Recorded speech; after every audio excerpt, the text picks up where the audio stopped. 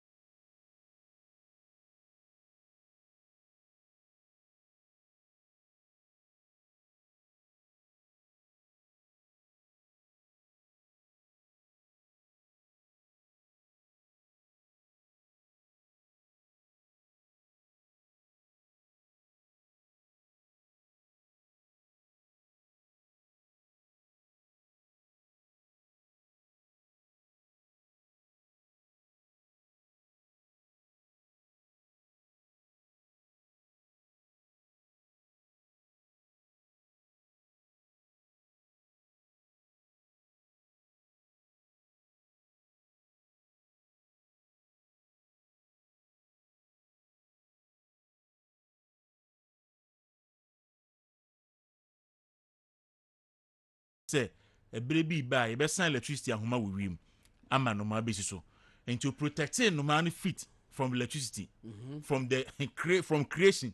And so many years electricity. And no man feet na walk. Only electricity no. Also back up more any of you. Also line back up more any of you. But also line back up baby. That be any person line. Sasumi and Sam. Also back more say any of you. But also back when say back with more. A cabo more. There be also a live in ma a best shock you. But also neutral no man any of you. Also me numudia and then I had 2 jina hono. If I'm more than me back me serious back me serious me ahe. And your motion. No, the back me see the back. Now the back yes and any of you. Some no so no cry no aka no. Nti o se Nyankopon nim awie efitia chance. Nti odi kan secure no man no Enti na esi nyame ente na se da no. Because wa unim say dua be Adam be Kwakudi. So no nim. Because when awie from Ashase dia, dia na okase mum kodi. No nim say ya dia na obedi. Misremo. Nyame sumo ho. Yesum gidie kwan so. Enye common sense. Ampa. What the common sense ko bata ho obeyira. Common sense bata ho a. Common sense keke o. What the bata ho a. Obeyira. Wa so beya. Wa so bidu because say Nyakopon kwa ye ndi the meka no. We say meka. Because some Nyakopon man freedom dia. How can you say so in the men in there? Master Kufu na bisa na papa ni mabisa odwu ha beboda mo. Ampa beboda. Yeso nyame wo didie mu. To the say. Enti na o se Nyankopon ye honhom. Enti wani ye besom no ensom no honhom. Yes. Eno no krem. Eno no krem mu. Ti me de si ankoto no soro ho no ma oba beto ye wa ha. Eni ye besia. Bia oba beto ye ha. O se ye ankoto oba beto ye wa ha. Se rapture wo ho. Na rapture se no ma ha o. O de be se wo beji akọ. Onsi from o. Obasuma na bofara baba do infini ne yahu so was say wiem oni e be kono ye ne e be kono ne akohia no ne jankofo no was na oni enko ne jamu ha ne e de koye ba bi very reverend IK Twum that dia no pay ye mo ache I say ye wure nyam sumu kakra nti ya na odi bi abre ye na also ma de na amfa so na godo no I saw the night ya so eye unholy venture holy enterprise and I can pass more undertaking akuma tuo say ahwe ya ene ye be kofi no hey mama ko fuasu Valentine's Day o ahwe kina na huntumi nkama asem so nipa be 5 abegu a now reference point here and rasma ai ahwe ya no be babegu ahwe ya o musiki ye tie okumo na ye say na imgana mi di agro na ma say boy no say oni entena bi nke ye be ware kran eh akogo obi aware we say nke bi kran next month nke ye be ye what the invitation card na be ba eh kenya ke ewu Dawuro na me di fi ebinya adwuma ye Dawuro yes okuje to asem wo ho DDP asem wo ho oil gold for oil e wo ho momie zip line for enem nsem wo ho no mo ekojo pon kroma kasafa radio and peace ho momie nka ho asem misremo ye nye marriage counselors momie nka kan nyina kama na school placement ho asem so wo ho aka na watwe no mo bie school o ya supposed na ema na placement na ema adentra na monye meso yeah placement ani se wa na pesa moye na pesa moye ya me be maso o holy enterprise we dem say me say aka na watwe ene date is 14 timetable by but we say 20th and now we be school and first of one ebe school placement list no so mai anu so nyasem as say you make can sensem bebre school placement list no mai enti na watwe say na no beda ko school I protocol sensem bi na minister's office na fine ko see 20% and hey that's a break go no so the biam and na bi si na me dia wo me mu school placement adewe president Kufo na de ba ye with good intention president Kufo John Ajekum Kufo and what the ba ye tena se hunu se adewe me di ba beboa mo bro ane obi a ma sab ye memfa ha mi sin ha kotua sempo kotua tekune to betwa and 2023 mu ne we president Kufo be ye president the year 2020 the year 2000 yeah how many years in 23 years. Me dasi. It would have first the Babe 2005 for Krempa. I did we ya school placement and number 15 years. 18 years. And then I the best I find that from Biba. I say any more. Yes, any more problem. This is embarrassing. The way ya we handle education ministry ni for me or share side no so no. We handle side we enyo. Share that's a break. Go no. Education we curriculum no. Ye no an ye nyina ya famua bedru ne. Ama bia be professors, aba emeritus, e be PhD holders, double masters, a degree holders, diploma, certificate, technicians. Ye no an ya. It is a was some people ma enye esabo ya ma too complex bi. E dey be nko no, e dey. And then could have education ministry on ma. The piano would be the data ba. Easter ya be queen. And crying and Macquanya. Yes, and I watch it. Yes, almost I'm what is that? Monsamra. What is that? Mamma could I know who makes a quantum the moye. Mamma could I know who make a crack. You call long back, could nephew me and son. As we are more. Every year, no need a course of free education. Never for to hope. The woman say, ho, with a timetable, no. Initially, now you were 3 friend trimester on. And now, we be in a semester, you 2 streams. COVID by no. Until more reverted back. And any government, your son could be maintaining trimester semester system, no. And now, and you cabunu mampany. Some back on strike. And a government, so very reverse back. Into very reverse, dear. As a next academic year, no, it may start September. And you bet me I started there. As I said, ye makwan na wotwe ne ebie na mutimi koba na mutimi makwan wi ansa na third term no adru ama makwan July say August ama mutimi ebie September start academic year no enti na amen no akwakoba enti no de because of say teacher unions no reject semester system no and na masa vacation sa vacation no abasa enfa no to mate say omo anomo ye involved with sa placement in a course no yes omugusu e wat post e wo minister office so omo yes anu a amen no nabu minister ye boni din ni etwe na boss so mra parliament no mate so omugusu ho omugusu wa adwuma mu na sa because by now as honorable education minister we yi omu nyina edi sa for special prosecutor ntimi ko hwe ma kira kwan as special prosecutor and you see the minister ye the protocol e ho na obi enya access to who pin na or the entire system no na or the bibia e bring wo wudi and the ministry the government name into disrepute and then I will train and sack by now either say 100 over send pano ama police special prosecutor and na send pan enter the tunnel and one yana sapa na o man crofo kwan to speculate say e bia na we yes ade no and we are pleading with the honorable minister say yate say Crawford no gusu at post. And you see, a yenibra bonnie. Me last semester, me tsena radio so na mo kingdom with him. I can say they are making nonsense of the free education I go for the abano. Because you see, say me cooperate school mu kana me bada sebre. Na me tia to the tune of 10,000, 20,000, 50,000, 5,000 na. Na free education na akufo the buy no. Na wo hin.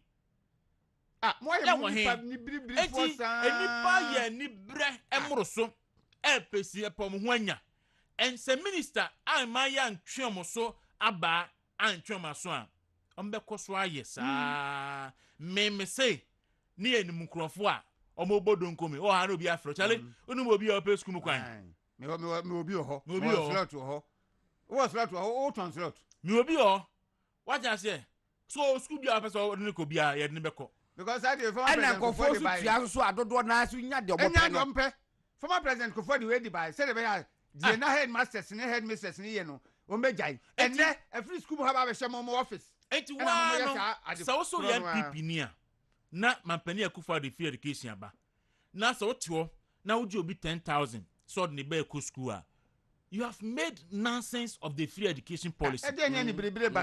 Because the nipa no what 10,000 there. Now can all system na ye. Mewa. And no one no fan the bar or Nico West College and go to a bribe na my headmaster. Not nashim. Enti na free education no and for so be any subim. Enti say no cresse.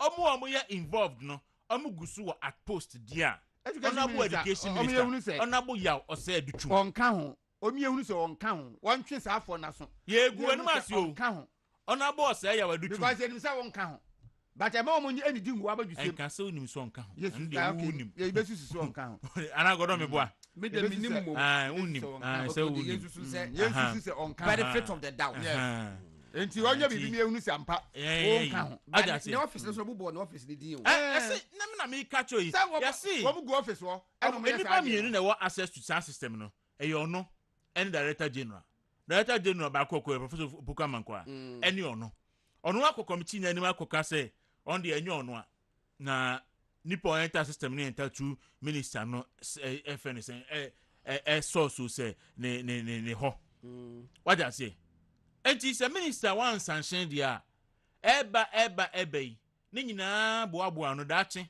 send this for chronicle of a corruption and corruption related offense against the government on beka we aka ho cause anya ti esramo o hwe the new patriotic party have an election to win I think me ya motivated say me call show be report ni bi wo on say asem no ba bonte no ministry na kasa eti committee say omonye investigations na essential kuma bi efe no the fourth estate yes manase no yes omo omo sa ka report ni bi na report ni bi no na the anchor newspapers so a publish kakra omo ko tu die the fourth estate for Troy na ti ha kakra was say the report with the 6-member committee which the fourth estate has exclusive access to states in quote he that is Professor Kwaku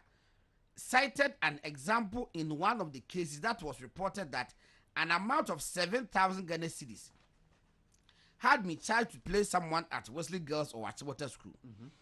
A probe using the log report on the system showed that it was done with the Honorable Minister's access, which was being handled by one Miss Vera Amwa. The report asks, Professor Mankwa went on to say that subsequently, his permission to the log port on the placement system was blocked, and so could not trace and act on complaints that came in thereafter. The committee spoke to Dr. Duchum after taking Professor Mankwa's testimony, but the report does not state whether or not the minister denied the GS Director General's assertion that a fraudulent transaction was traced to his account. That room, asem we are anya asem na making asem we media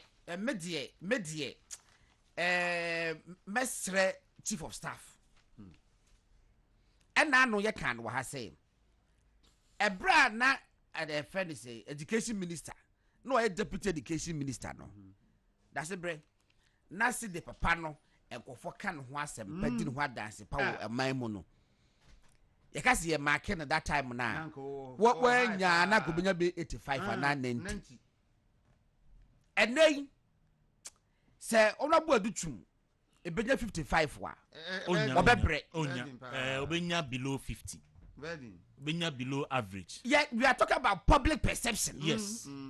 Public say if you agree say that time no, if you agree say that time no, now we be 90%. Yeah, we that will go 95 yes. Yeah, we go to go dia. And yeah, they say now when you be 45 no, and can say you can was am or your minister ba kwa central for any public in a lobby man be minister. Obey a minister no so and central for the public no so say the name be so no enkoyi etimi de Honorable Aduchum ontina ne ho ase tina se na ye introspection sa se maka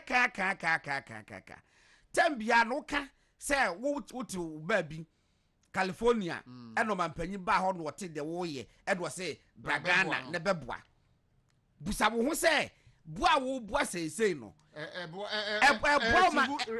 resource na show mampanya ni munyam wana ade a mempe ne say mo bet cat say me tiba bi no na me ye adwuma na me nya $200 million Ghana dollars stop that mamunya sa ade ne ka and ya kwa back ejimpani ani munyam awanya no otu no na wo sa di wo Honorable Aduchum ehunu say ye do aba be education minister obey education minister no won no director general mo yesi mo ntamungo na sanete na enyenyenyen director general ne ko eso hu se nipa bi wo ho a omo ye director general no ko ne loyalist enti ese wo tu anamo a ohwe ba meme die ba bi ametie ni American say wonim ho hwe na enipa bi na enter the system through wo means ni dia san crofo no hand them over to the CID, the special prosecutor or any other security service.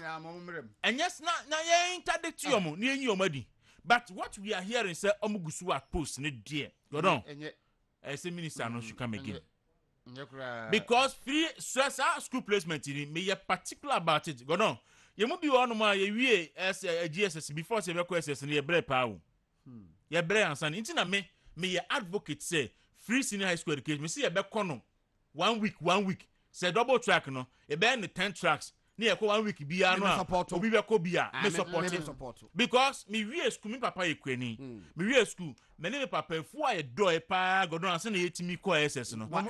Na me catch na me do mo kokoshi ye koko anse me papa no koko I just take the unity to mo e papa no koko odo aburo ne banche godon me so fu a ye do ye pa anse na yetimi ko secondary school me ya ngomi wo isiligon na me do me kai me na hofo bi adu kwasi ni mazinu me do school mu no uchi o ma no mu gufa mu se twi ni yesre na me say ada ni nsem no donanto o say onim se ne a egrafefo ti ni nsem ye den ada ni nsem no donanto na me gufa no ye du ho fo twi enti me papa ma na ni amere se opese ni manyina ko secondary school a anka mu bi wono mu a yentimi anko ene ese mu bi wono me wie school ko boy papa no na edu afuo enti media me say free education aba no enti obi a obekon tia free education bia na odne nsa kamani because aben say free education wa anka me at that age no me nkodo Dawuro me nkodo enti 10 tracks no obi a beko bia 1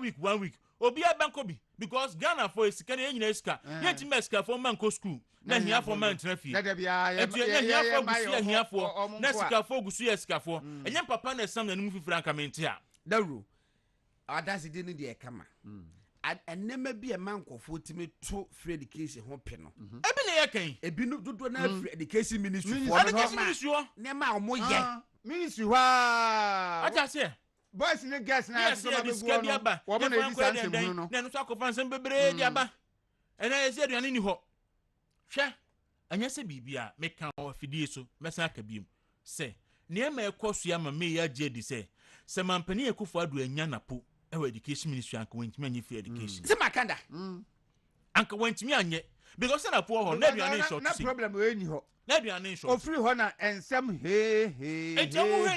education ministry because you see na egono education and health eka Ghana ni bia o nanga enti ho sai pe na affect obia enti ya ntena se ema mu making nonsense of the free education policy a mampani akufar dia ban because obi ko to a school na ya 5,000 10,000 15,000 what is the essence, what is the use of the free education policy next of so ni so enti ema all system na etena ho emba obi ko headmaster ko hu no ko tu bribe e ko ya na kan fa so enti special prosecutor want to say we koso and the report one is your two this and obi enche the source of wealth and find the on the report hono investigation special prosecutor na the report na man kwa enti o kra na man wa ye your reference is here any ocean see hono hwe but when you na so timi ni nyina ka ho ese we nu nyina no sa we nu kra na e ka ordinary person mo bro wa na no de be ko school ya kwaji 10,000 ya kwaji 15,000 20,000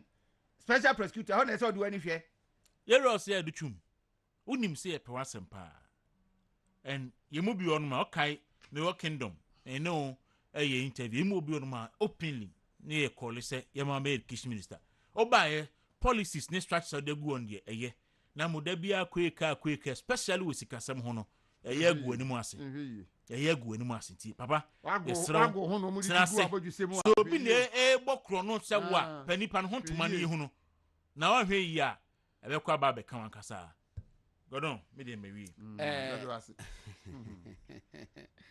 message dia ba na godon 3 messages be braba na main kan na mumu ni nyina abekọ support esem aye kan free education ho no ene the tenure of the current education minister o ya mansem abeba ne ho dodo o ya mansensem aforefare dodo won hwe won tena si ye no won tie afutuo won tena si ye no won tie afutuo won tie afutuo hwe Dawuro metma opa je yenko parliament MPP for is 137 plus 1 amongst them opekwa yen vote say how honorable Dr. Duchu ene wo mo ntemutie anu edi ntini mekono nya no na de ka de yake oh mama say ni ma yesa o yam say de besi ho onim papa no de me de pen asem no ye deputy no like na Dawuro kan no ye fantastic me kai say na me ba e kokofo Odua College of Education ma ye bibia failure e ba ya ni din ama me ko hwa no mtoto papa so e na me frɛ ni chairman busoncho chairman Ekins no so mama minister man here obo minister man here na minister e frɛ me and me kasa no say 5 minutes I was afraid back was go school ho and I'm say too careful come as go food I'm going to be here we and that time no ye adwuma ne kama and ye dey adwuma dey say won say wa manipa bi ti wo didi gu abaju say mo say dey ye ntia se and why din na hwe no mo din sem hu Ghana ha dey mo hu say wo mre dey wo beku yes wo beku enti ona ba dutum we dey esrew mo ani nya din wo ministry ho yesrew a but nani adin adia wo pe no de nani adin wo adia wo pa do interest wo mun nani adin wo ho ani we nsu no wo read report no adia ba ko bi so emem bufia metan de say aban afa obi as coordinator of school placement national coordinator ada na national coordinator no kwa no all difficulty in having access to say animal adentia one coordinator etimo national coordinator no onye say adwuma ni nyina na ka bibi ba ya say national coordinator ya na adwuma ya say bibi the A class schools no na say ho minister any director general any adwuma me podi anka me ni problem because says kaji ye ntini ese ho ye function because ho na obi apeso ye den nti fa ho man penifo na penifo hwe na penifo hwe na skatu aba ho no mu a na pani ba ko se enyamia eyasemesia enyamia eyasemesia opani we se me so enyamia nti hwan na ko system nim ofa he na ko ye ya ti studio ha obi wura ha enya mpima mu no enya epru ha mpima bia ni ha nti obi wura ha panam gate im na wuram billy na wa nim ho he main gate no na jesi so hwe sa gate nti obi wura ma hwan na ma ni wuram omienu ana billy so ni mu na billy so ni mu he na nde hwan enya jesi na jesi so me kasai ye fe jesi o committee ni ma jesi so ko ye Penifo mo hwe you media me say education no e wodo nsa e kan a e kan nipa bebre wo man mu na mo mfa nhye mutirim say the new patriotic party e wo an election to win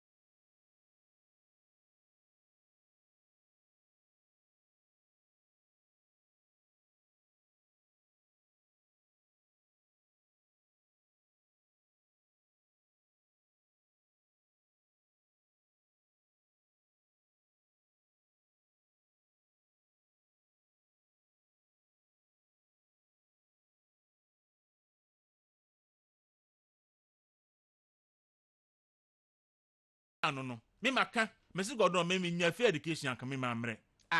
But free education to me advocate say free education no, you bear the 10 tracks. Now 1 week be a 1 track be kokra me support it. Obi abanko bi. Because nya kwanko bi anka yenti ase. Enti say obi kwaje adamudie 5,000 10,000 patro wa wu tie me akase anyefe no. Catch me, what is the use, what's the importance of free education? So obi ko tua bribe 10,000 me post ni ba. Na only omuti ho na omuti 10,000 5,000 omu de omu fe. Me say minister ne hwe na san krofo no. O had him over. Now fan clan din. Because anybody no ho no mo a na kwa etse bi a asa wonim hu bi. What I say? Hand him over. Na clear udin. That's it. But the answer can say access no. Me say the Nigeria education minister wodwuma so. Minister ankasa de. Nigeria wodwuma so. Se bone bi aba ho a. Yes we can ho because wona you see say class A schools na access no. Yes we minister na wo. Me wogidie se nya wo so na wo be sa ade no. Wo be say the access no.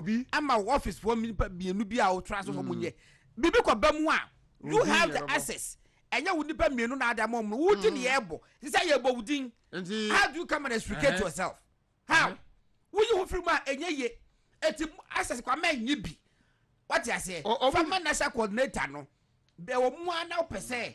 Wo boy tira. What the report? What if I report but management transport technical people. Na mo hwe ne so they can correct the system.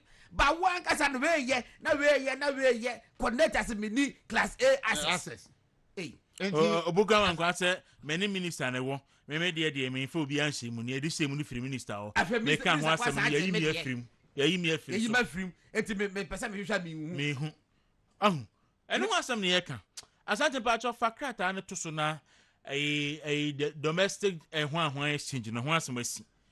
Fe de ho asem asi. Afa ma me mo fa delegate. And now pay 14th minister e de krata ba bontin. Pese yen kan krata ni wi ansa. Oh okay. Finance ministry de krata ba bontin no pay. Nti yen fa sa krata ni mu asem ti en da so nti o say participation in the domestic debt exchange program. Accra, Ghana, 14 February 2023.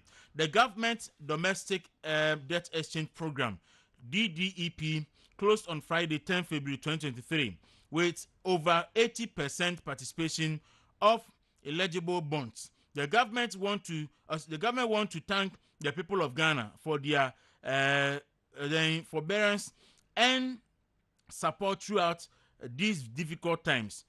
2. The government wishes to reiterate as follows. A. That from the onset, the DDEP to its closure on Friday, 10 February 2023, the participation in the program was voluntary. B. Having in mind that the entire exercise was voluntary, although all throughout the exercise, government always affirmed the crucial fact that individual bondholders are free not to participate. Thus, the right of the individual to self-exempt was never in doubt. C. However, under the circumstances, the government at the same time always made a strong but humble appeal to bondholders to participate in the DDEP, seeing it as a very critical act of burden sharing in the ongoing national effort to tackle the economic crisis, to bring back macroeconomic stability and guarantee sustainable growth and prosperity for the people of Ghana. D. Government, in addition, offered alternative to encourage individual bondholders and retirees to tender for a new bond which will have wider secondary market circulation. The government is grateful to those who took part in the advocacy in securing an improved offer for participants. 3. The government would like to reassure all individual bondholders who elect not to participate that your coupons, payments, and maturing principles, like all government bonds, will be honored in line with government fiscal commitment. 4. The DDEP is being done to help protect the economy and enhance our capacity to service public debt effectively. The alternative of not executing the DDEP would have brought grave disorder in a great disorder in the servicing of our national debt and exacerbate the current economic crisis. The government is therefore grateful for the overwhelming participation of all bondholders. Your support and contribution have gotten your country much closer to securing the IMF program. 5. The Ministry of Finance has also taken note of all additional input made by various stakeholders during the DDEP engagement to further streamline government expenditure. We wish to assure Ghanaians of our full commitment to addressing these issues. 6. We would like to stress that all individual bondholders, especially our senior citizens, should rest assured that their coupons payment and maturity principles, like all other government bonds, will be honored in line with government physical commitment and issued Government of Ghana. And now, omode ebabon. Tinti go down. Just a minute. That's it. Okay. And abusuafo sa DDP ehonsem semiya aye bebe aseme dofo dada me ne ye keke kan ho nsema kese apiepie mu yi. Aban no enam finance ministry ho mpanimfo so onmenyafo kanufori ata edi animu edi krata ababonte a sese die nhihye no omo awie fiale no twam no na chese ebre no aso na ade ba ko a na ompese nya ye hye no nso ene se sa DDEP no na enye nhye kenten se chinchinchina de aban no de ba no begitum enye nhye eno no efiri opemu ena eye eniti aban no ade tudwa se wa wo pese enhye foforo na ye de ba no udu hu be hyemu bi no na wo so waba na eno eno chese omo adi dwuma na de ababedu sam pempensuo nti dedika omo eda Ghana fo ase woni a omo enya mbre abotre na afi omo ebo ama adwumadie no course nyina no omo edi aseda ama wo no nti ne tintini ntiatie mu anu se ade ne deadline no de nyaba yawie yawie the road the wo ho ne se enya ba wie enra me hu publication bi ana wo bi ka se yem se aban se wotimi achieve ababe 80 also nya 80 over 80%. 80%. Yeah.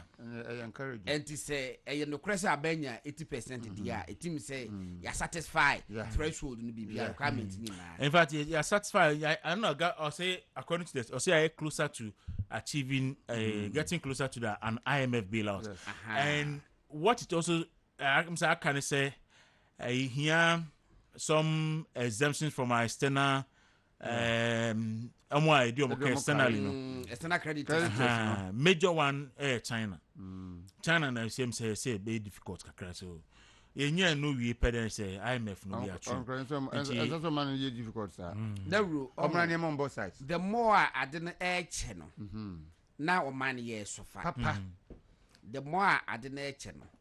That room me say and 14th of enru be nyame adoma October ya medi mi birthday no to play October na medi birthday nyame adoma nyanwo me ekwa no ware nyame adoma enu October November mu hono no Ghana for one hwa bia Dr. Ba me wo bia no e ba ko pege ne si akonkon me ka asem we because of gold for oil that rule me say every April hono mu ekono emfa so aye behu se ewo gold for oil mu no you have no idea.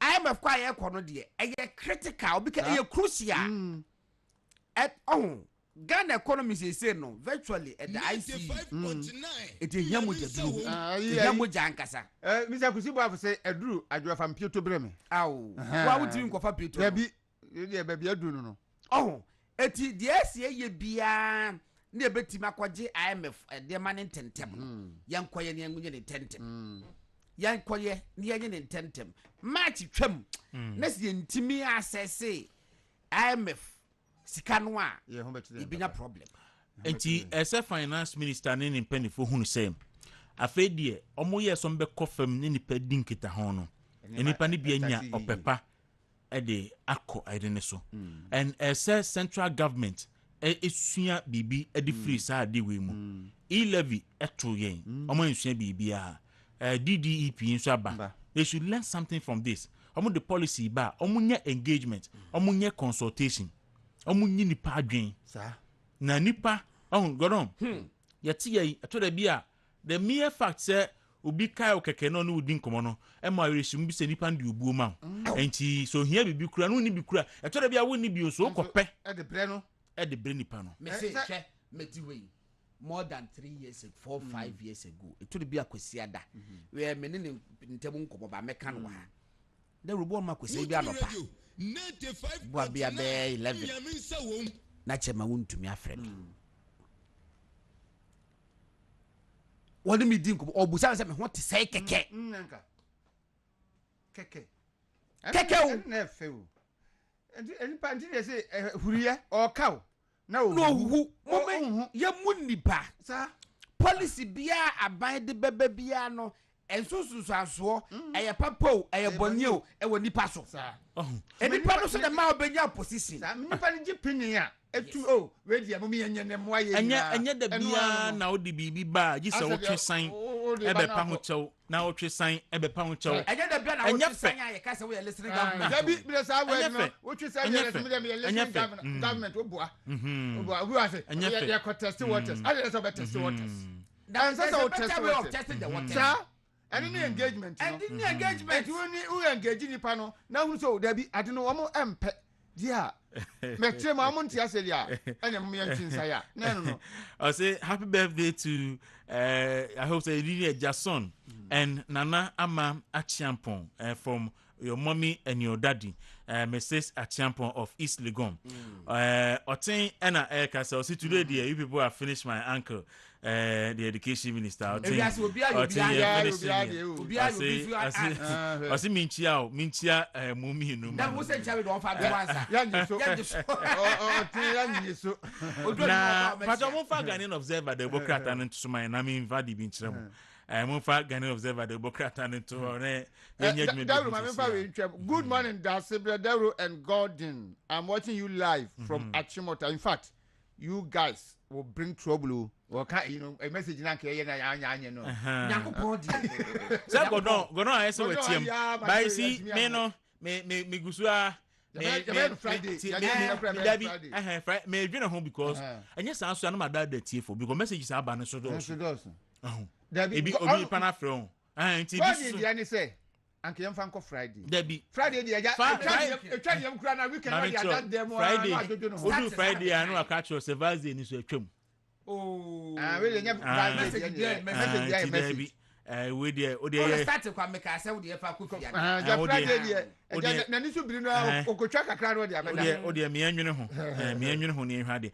Na Ghanaian Observer patcho mo for Observer na ma me na me Observer no bibi wani mu ampese me de kire godon me de kire ni wi a me nya me de ameya no se me de be kire no me de kire ni wi a na me wi yaka no onwene ho fa. Oh, I see.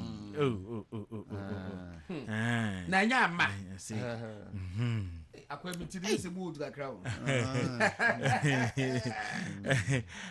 Nti me pamcho nti mo fa Observer na mra. Sembi wo na me fama nti be so you live on Facebook.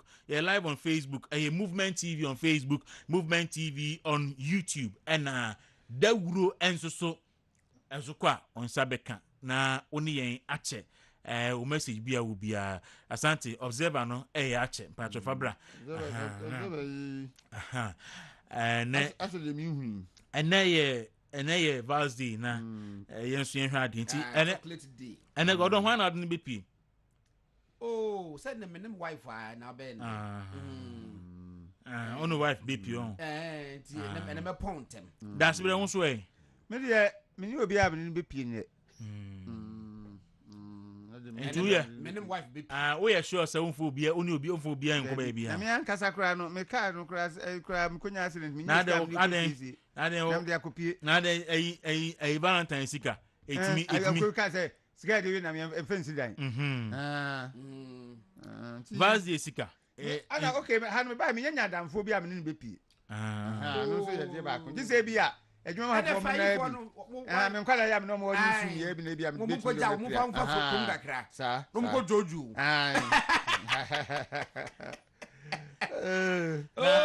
Abaya bi kan say there be higher kwa ho. Asante was papa say pie no na I didn't me amedia. Hey, Enfilo.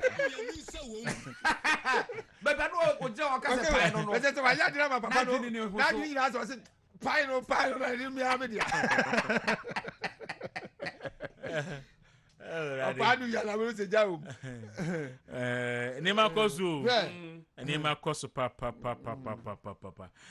Enti am say Asante be observer no ready na kan pese e was so but say nya ready dia yen hwe enti wo hwe observer de obokrata no am o say we will nyi we ya na mepe ene de and observer de ba yi ma hunu mu mpacho Asante me so for chronicle chronicle mu na me hwe and observer man me pacho chronicle ti we Asante fashion me for chronicle de obokrata nto na mepe and asibre ye wade no na me hwe chronicle na mepe wo wi a no ahwe anko so anko be free we chronicle na be hwe anko ya hwe o say meeting and odi atusu that's where hwena ye wade no o say meeting with heads of state-owned enterprises. Akufo-Addo is annoyed, saying their failures are being blamed on him and ministers. Hold on. When I'm person, that's a brand quite the miniature. Asema na ye ka education minister de no a obisi ya anya fair to him no. Ebi na eba no. Because say embenfo say di jawa dia so wo na adini na esiu nan so enti se bibia etechuma wo ho a enipa dodo na bebo utiri so enti mampani ekire se na pontis ni ministers ne heads of state owned enterprises no wo mo yaduma no mo anya ni yi a na onumom ani ministers ni blame wo mo na se omo ye no ma anya ni yi na mimiti ha man ti say papa na o president a o de adwuma no man no waka no hwedi a ho na me ko blame no say blame wo enti ye ya wo ye ya wa anya ni ye no na waba bontia batwi nipa na so ne hu so de akwaso ho na enko yi no ulmai won pesa na ni nyo but say wa nka ho bibia de a enipa no be blame wo because obi say ya nto aba ma obi o ya to aba ma na na do dan Kwaku-Addo eni ya de o ma mu ni nyina ma enti se wo asan obi se onye bibi na nipa no ye na ade ni nya yie e bia nya afi ebusumi ekobusumi mienu busumi ensansia afi na nipa kro da so te hwa di nsemhunu na ade ahwa ne fa so bonkobo ye de bebo enti semre bi na ye wo minister for the monitoring and anyway na ya good dada enya na se ne honorable gift clean ne da na ohini kwadu mu ne da no gift kunadu okay eno omo ya dwuma na omo nye Gonna to Mampania smoking. So I'm the report to come on, or see Akufo-Addo is annoyed, says their failures are being blamed on him and ministers. Go on. Oh, Bowa by force. It will be a mempa bud na keka. Mempa bud na keka o ya dia na matia. Sir. Penimwa wotena fie. Man kwarawe na man kwarawe na mbia ye ye ka woni ye na na so kan ho bi me pacho president brain ho kasa our government my government yes my government abaya pontis no ho na ato abama wo mo e bi anto abama obi ho na nim wo mo o ye nim obi president Kwaku-Addo e na Ghana fo akoto abama wo Edipa more than 6 million, about 6.8 as I said the Twabama President Kwaku-Addo. They hold you accountable. Me pacho, do I head of institution be wo ye bibia na say munyamba o mampani account. Sir. And we go say so ba so a account.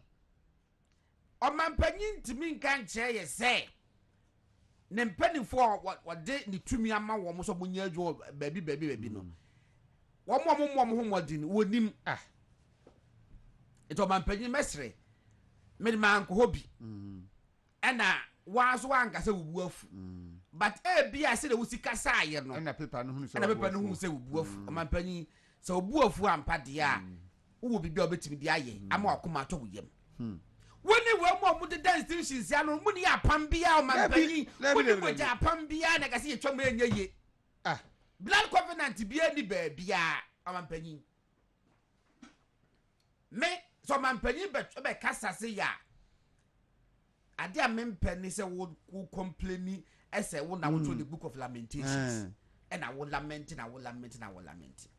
ɔmanpanyin wo pen na obetimi apam nipa that's all wo pen na obetimi wo bia djuma ya wo hwa na djuma ye enso wani no ɔmanpanyin mesre what yana baako na wantia no yin di bakro no mani nkofa eni ba bebrebe ya wo be guwa ban e ma won fa dum guase e me kan wa ban se de police ni etibi ko ye bone na ye di IGP picture ena ato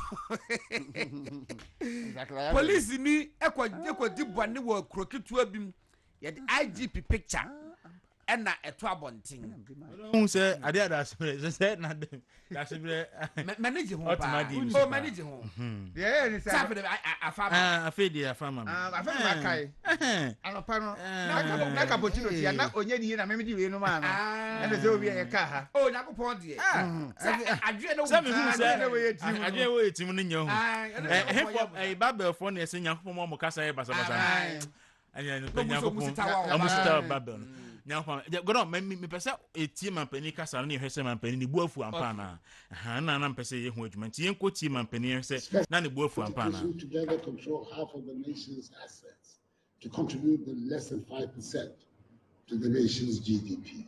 As you are well aware, my expectation of you is to contribute some 30% to our GDP. I entreat you to reflect deeply on our nation's current situation, what your contribution has been and what you can do to help turn things around. Further, specified entities must leverage the African Continental Free Trade Area, AfTA, Secretariat, to develop intra-African trade opportunities, as it is our responsibility to increase our exports, as well as ensure food security. I've taken judicial notice of the league table and will admonish underperforming entities, especially bottom 5, to sit down. Board chairs and entity heads have for a long time been overlooked when blame is being apportioned for the downturn in Ghana's economic fortune, with the flag going largely to sector ministers and to Mr. President. Godon. Oh, we master and table for Musawana. Oro abrantie bi tena kro bi so. Na maba hu sa abrantie no e kama oye adwuma ban adwuma da bia abrantie ni nko ana omuhu se ra bia besra ne da tidakro ne maba ne fa ne ho adwen ana ba akokọ no eso opeso obesi ni niema ma no one weekend bi na oye ya na abrantie so kibesi osiwie no so na woni ayi ho na menye nkwa kakra ma ana oye nkwa na abrantie ne se oba afei abrantie ko ba yere sinima na wi aye nya hwe ahye hot nika ana odi ada abrantie mpa so to ba na se abi aso be sinima no afei benede na afei di wabeda se watoba ha wabre to wodi na mega kan sorry o oye di awarefo ye wan sorry a BBC a be ye pa o de me na abrantie no pia bontin oba na ruane gusuda no se gusuda ho na ebe tu no umpo o de me ba na sorry okoba ya fe de ruana yi nika no kra de town na aboni mu wa sele bufuo na abrantie say hi afi de wa yi nika de town abo mu o de ade amaye we na no de obi hu yes no we pia bontin na o akwa no oba na fe ruana yi ntuma no kra okay enti wa yi ntuma no kra che me kan nyina sorry wa yi ntuma no kra o de me ba o de obi hu odo de obi hu sa na ruano e she ne ntuma ohun sa ko anu oje bia aja ko die ni bi no o de obi hu na ruano she na tare she ne ntuma ena poa ena de ko be mana yade o so wa yade se na sa adwin ni tim na adwin se ne ho so adwin ni tiam ka so obehu Obehu na kan na. Say ohu ya na man dey share atade. Da bi waso de wo de me koba na da ha obehu de me ye. O de mehu ne me ye. Obehu mehu sa, obehu sa. High radio so ntimi kan say de kan. O dwane.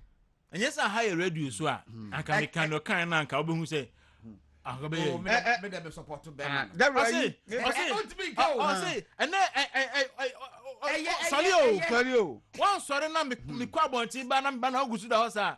Eyi ameye wo no. No ka ba no da ho. No ka ba no. Even the render yi nto eyi bibia no da ho. Because I already say you know.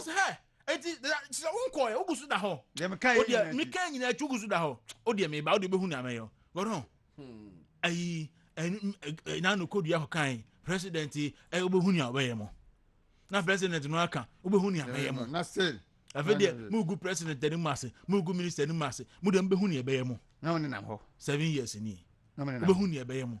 Obehu ni abaye mo. Go no. Oba sa benefit nipa no ahun so. Mr. President onye ehwe.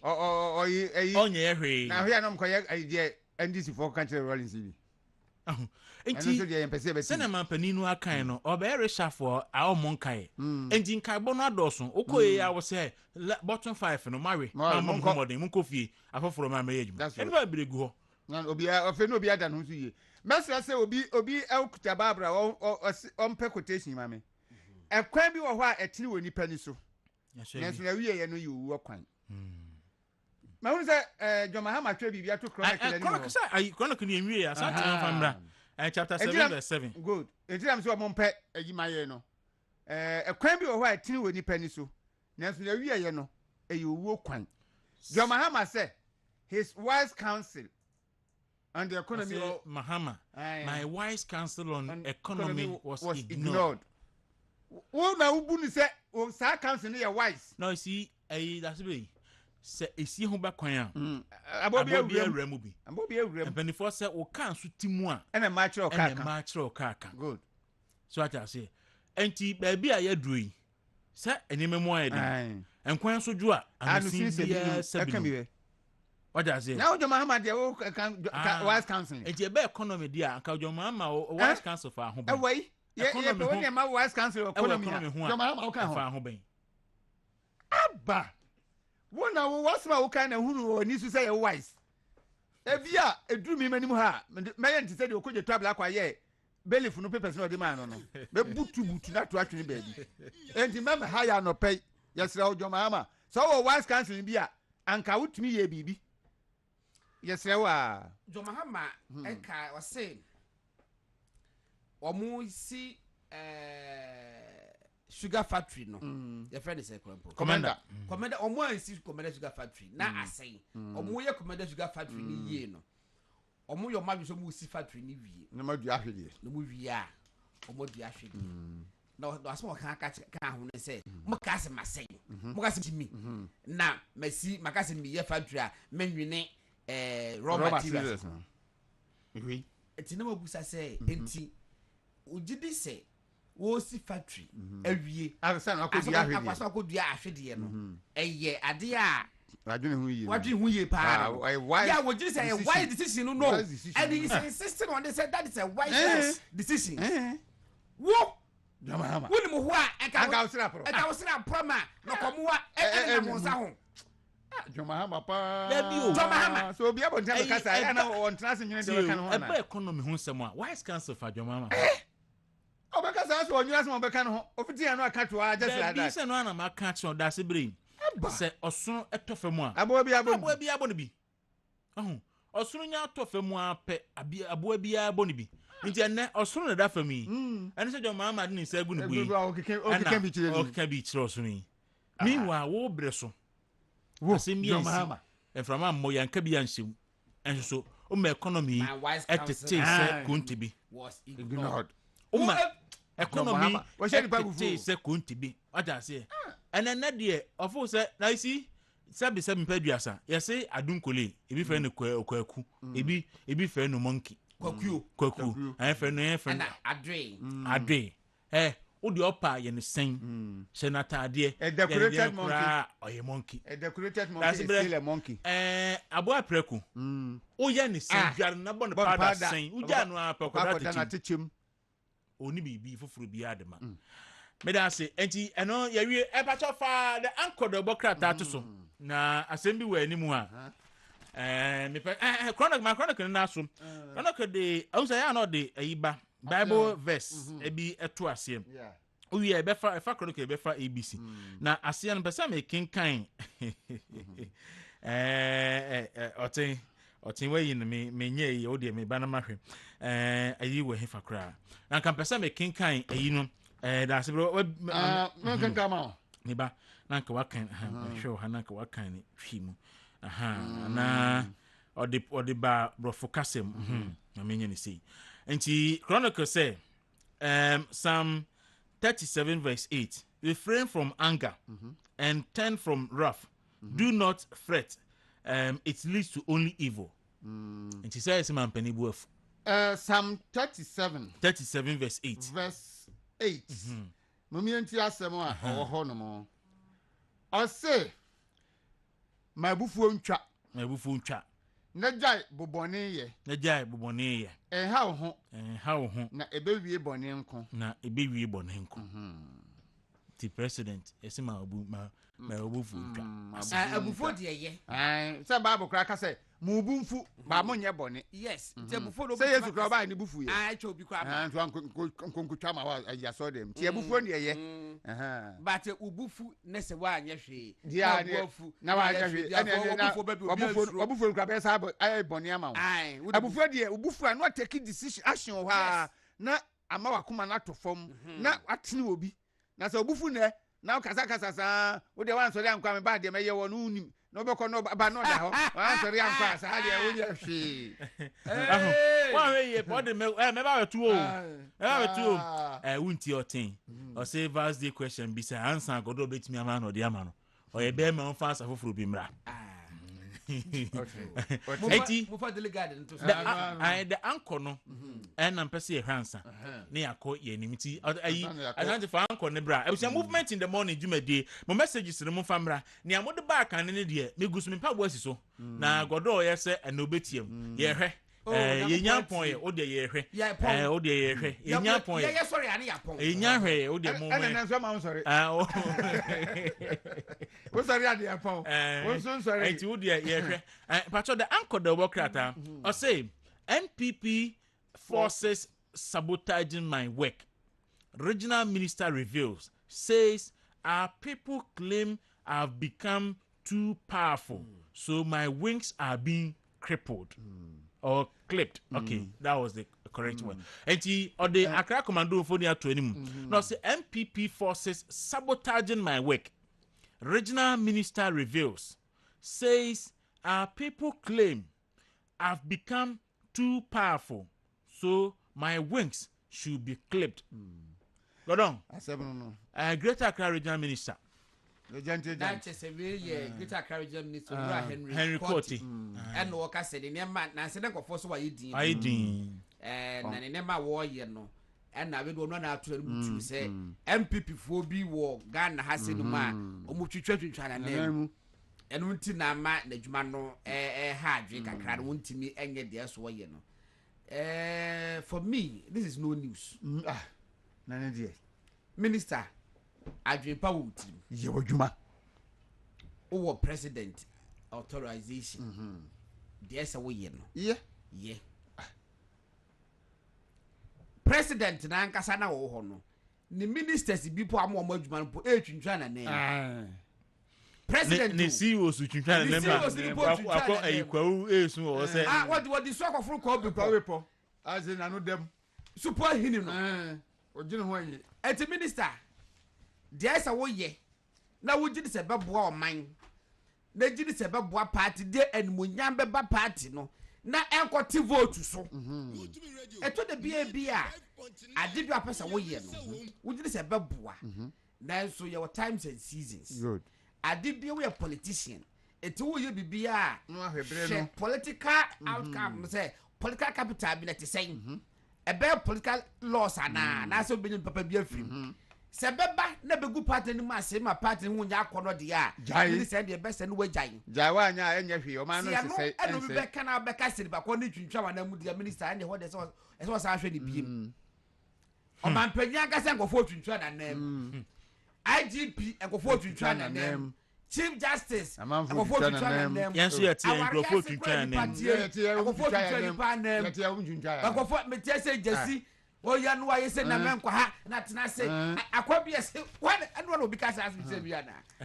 Wo se wakwafu akwaketo akwafu onenem nana.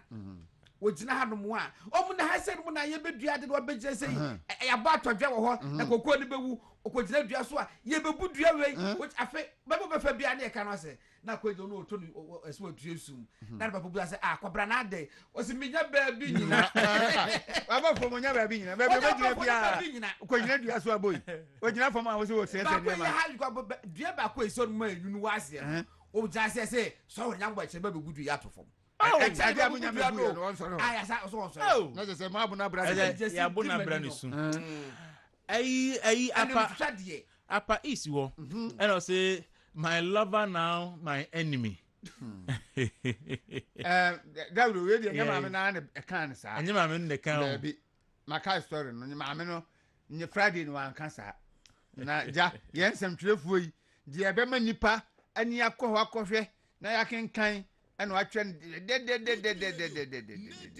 Okay. Me do for that, me we dey nyam do for that me bio. Me dey me do for be me tamfo.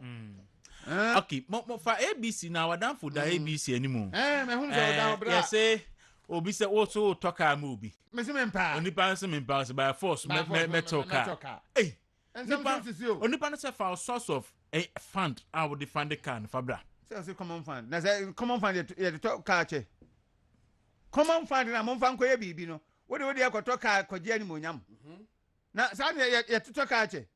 Enti o man sika no. Kujeto ne da ho no. Kujeto in car gift mess. Sento kujeto no no. Sento kujeto ampa. He. Ne eba to no nye bini. Wo se sen da se. Na say Dr. Kofi Fabusuya. Eno wa bontia be kan se enya no kre da. Se okujeto abla kwa a che o mo car. Dr. Ifatu say car no. Ondo so ho na we invite no koji travel akwa invite no fie. So mra na o surprise gift bi di man. Okoduri ya Honda S UV na S VR na bibisa. Sa na mo ka no. Dem si minya bi amepe no. CRV rather. Honda CRV. Kano yesi fuel consumption of pompa. Fuel consumption dey here. Dey here go no. O media ya edwene ho. Obetimi. O me unya ka no dey obetimi ato fuel no. Anu bi no akwa yi chian no dey bre no. No say eh bra. Na obusu aka tu ya say. Na onya ka we dey bre me. Unya no so mi common fund. Ene sam ala bi na so da. Sa na me mpe. Enti we dey me common busu afo amane na afi. Da adwene ho ansa. Ntoya no si okay ene ko bo busu afọ ma ne dia ma ne anu de ko maje meka ono busa no kra se ono be dia mesre wo adwuma na ye ye na me pese bi ka se fifiri bi na ese wo pe mase bi na de mame na ese wo mga na se de situation di bia dedi na he for wonye ska de to sa ka bi afuja for the titi me pe common fan e ka ho na me am sika kakran kakra enkofo bi so nso e do se enkofo benya ye de minti minga o ko toka ati obi so ati o ko ye la sula na ne o toka ye de minti minga ye de minti minga and o se na media misro me bi asidi pe bo ho no ma wo integrity wo o be toka dia komano abe se ni din ya wa brenya integrity onim se edin na dado so de abusuan din to be so be se abusuan no se sa dia wo ma ko fi na me ni abusuan ko din no se be jia mba be ka cho na wonye na wonye ma dia kra ade gana fo ye papa kra ma ye ni e ho na o ma hunu hu sei o ko papa boni o ma hunu hu onipa dasani a ade woni ka no na mfo ma nti number 1 office e wo man mu anka ne papa mu a e sanka every month bi akra se car ene the time ano no se ye talk car tie Adam da beto no da beto abonti say abetina mampani ato ya to car tie say ene ases ya to battery ene ya to fuel ni nyina wo ka ene common fund de ma osafa koye imputuduma magana fo nya so mfa ehwe ni muntu di akotoka ekoche di akotoka me we kura say investigate we special prosecutor so freno onya no ho a common fund ampa common fund wo di atoka ekoche oboa to wa bokro no no anya sika no a Sa abokro no na nyiska. That's why me yen ye adwede nkra to infiri otia me ba daily guide be wie ne penifo na to aso edi nkomo ye ba sisi abusua movement in the morning for message ne bra na ye ba yen kenkan fama ye ba sisi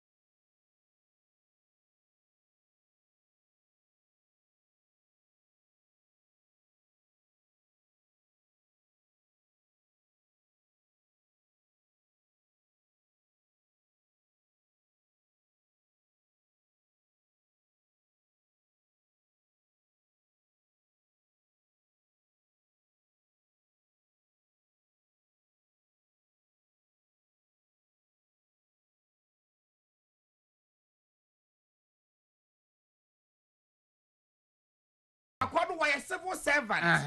Yeah, why you Jubilee House? What and tonight you better enough for us to be on coach of staff.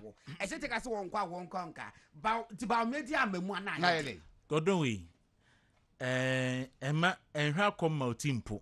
Meeting is put the mood. So one so should a do bon crate what trubia to our winning.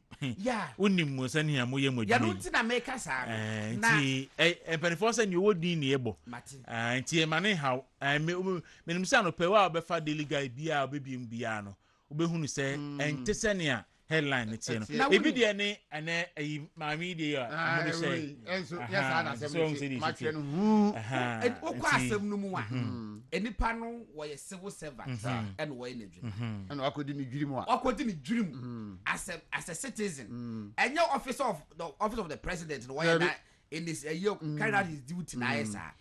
And yes, sir, a be a gideon walk no be on my political appointees. I will be a could for all you become about me because why civil servant administrator now assembly or baby and assembly court now any pa were your prosecutor for office of the prosecutor will the assembly your friend no Emmanuel Basintali I near police in Nua. Gold scam be munana. Mabios is here. Okay. 1.3 million Ghana city gold scam. Surface after gleefully maligned my clients for position. Mutio. Lawyer for DSP Emmanuel Basintali and 3 other colleagues who were indicted in a 1.3 million gold scam. Lawyer Kisi Ejabing has accused Cephas Atta of intentionally maligning his clients. According to him, Cephas Atta deliberately maligned his clients to have them removed so he can be made the commander of the East Legon District Command. Not to high quotation. This is what has happened because he has no basis whatsoever for making those allegations and calling my clients thieves and fraudsters. So if you are gleefully engaged in the maligning of someone's character, only for you to now be appointed to the same position occupied by the person you are maligning, it sounds to me as uncomfortable. He has some personal liability too as far as this matter is concerned. Emmanuel Basintale, your police officer, no that East Legon police are no. And a goals can be by and a police for chain no. And you shame, yes, and ye in that woman. Midam de Cosi, Chemetes, a salary state to most be bizarre. And the Paqua no why ye Basintale lawyer, and ye mere Kisejabing. Kisejabing, ya appointed some mayor OSP, and was Uncle Fat. And the Kwaku was defending years ago, no, about the office as a investigator and prosecutor. What you see? It to me said the Kwaku was interest in the person. Now, what was say that time? No, or be police officer. At Maka Sylvia to be soon was the Kwaku said that at the good hoofing. Now on your post, no on your post. Is it also fair for me to question you? Say, and then my woman is saying. What's what said that's how person the go Dr. Bami office who fiana. Is it fair? I think it is fair. Yeah. So because look, and then my yeah was who cop with the cast first court. Please, anybody who here Ghana for there are better. Oh my no cases Papa Ngo. Case Papa go that why. Then why fa ho. We now chicken case I would be having. What on the statement no the Bible no. And now what this had in buy say the office of administrator at the office of the vice president. What criticize had to me for me based on idea what case will be a yenti. Me chidi say and a year friend. Also interest. Why said that? Episode the good office of the vice president. And who why? Wow.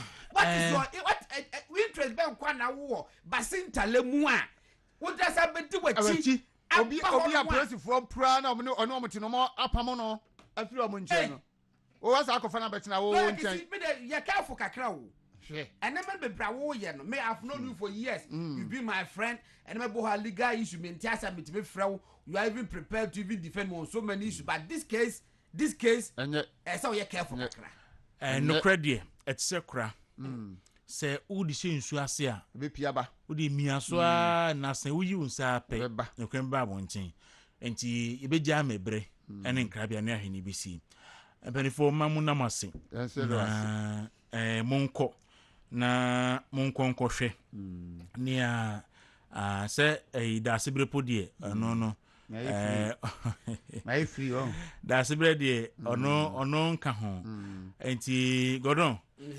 media o na woni jesi nkonkohwe ne a anopei JK restaurant for the buy no monko heni wo ze wa mo bia frasma wo kan anka first na kana manfo ense dem da bi na me pesa manfo JK ebe mu da manfo okay yes na ma menchia honorable Kwasi Kakabia Chamfo the DCE for Efija Kwabre North me da say right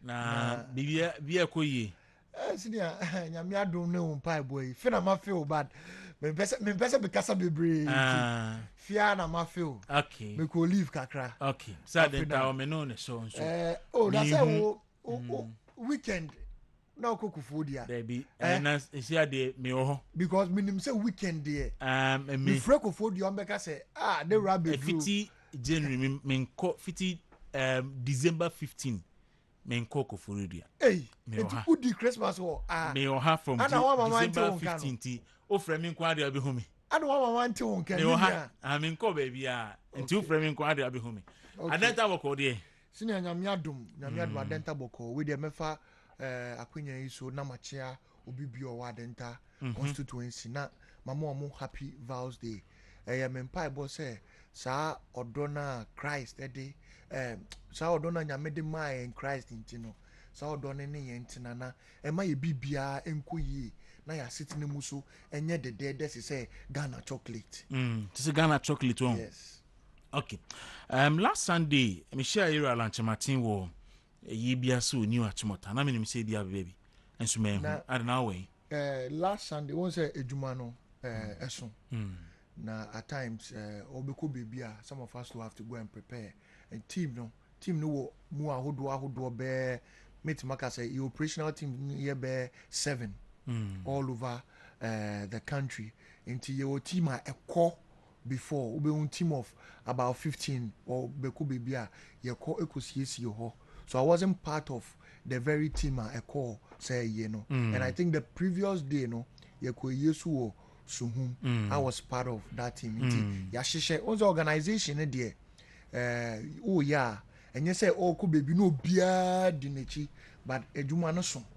Yeah, and kakran. Asina waka ala nwa semina. Obema me akwenya na ma address 1 or 2 things. Be See now, a very important say, yeah, your party name, MPP party name. You bet who say, and yes, a candidate B, candidate B, and our candidate will be supported candidate B. Na, and yet, mammy, I didn't commit channel crown to one, me delivery near. See now, yeah, you walk party name no, and yes, sir, yet you be near support you be. My love for Alan Kojo Chemantin is not because of a certain hatred or dislike for another candidate.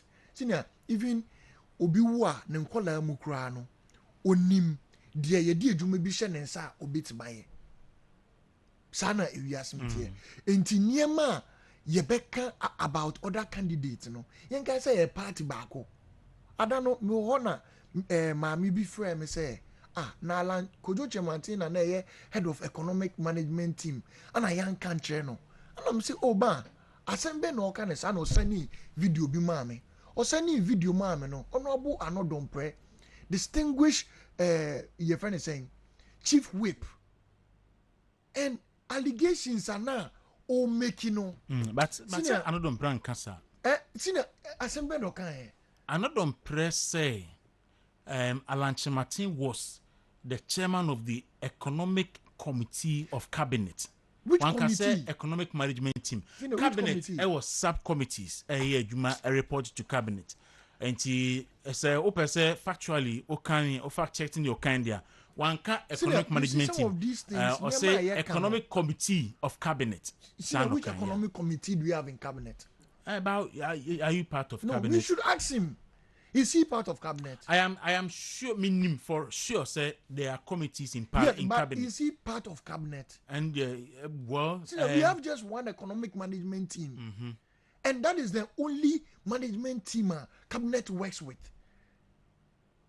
How can we have economic management team, not cabinet, as our subcommittee for it? It's not possible. Oko Parliament. Parliament was yes, I know, subcommittee for trade and industry, cabinet, subcommittee for this, and even for education purposes, even Council of State, it was such subcommittees.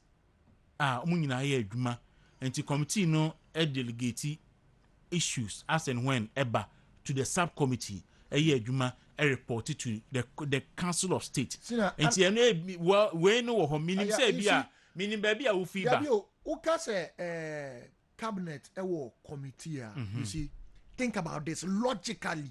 Think about this. Who will be part of that cabinet committee?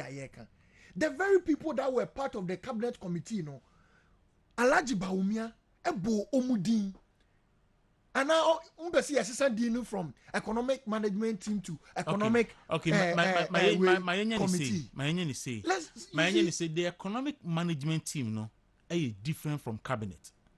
Cabinet cabinet ni appointed cabinet constitution or constitution must say cabinet should not be less than 10 and should not be more than 19. And cabinet ministers and the cabinet so omo ministers omutimi ko cabinet general secretary and a party chairman and sometimes leader of parliament a majority leader and omutimi ko cabinet.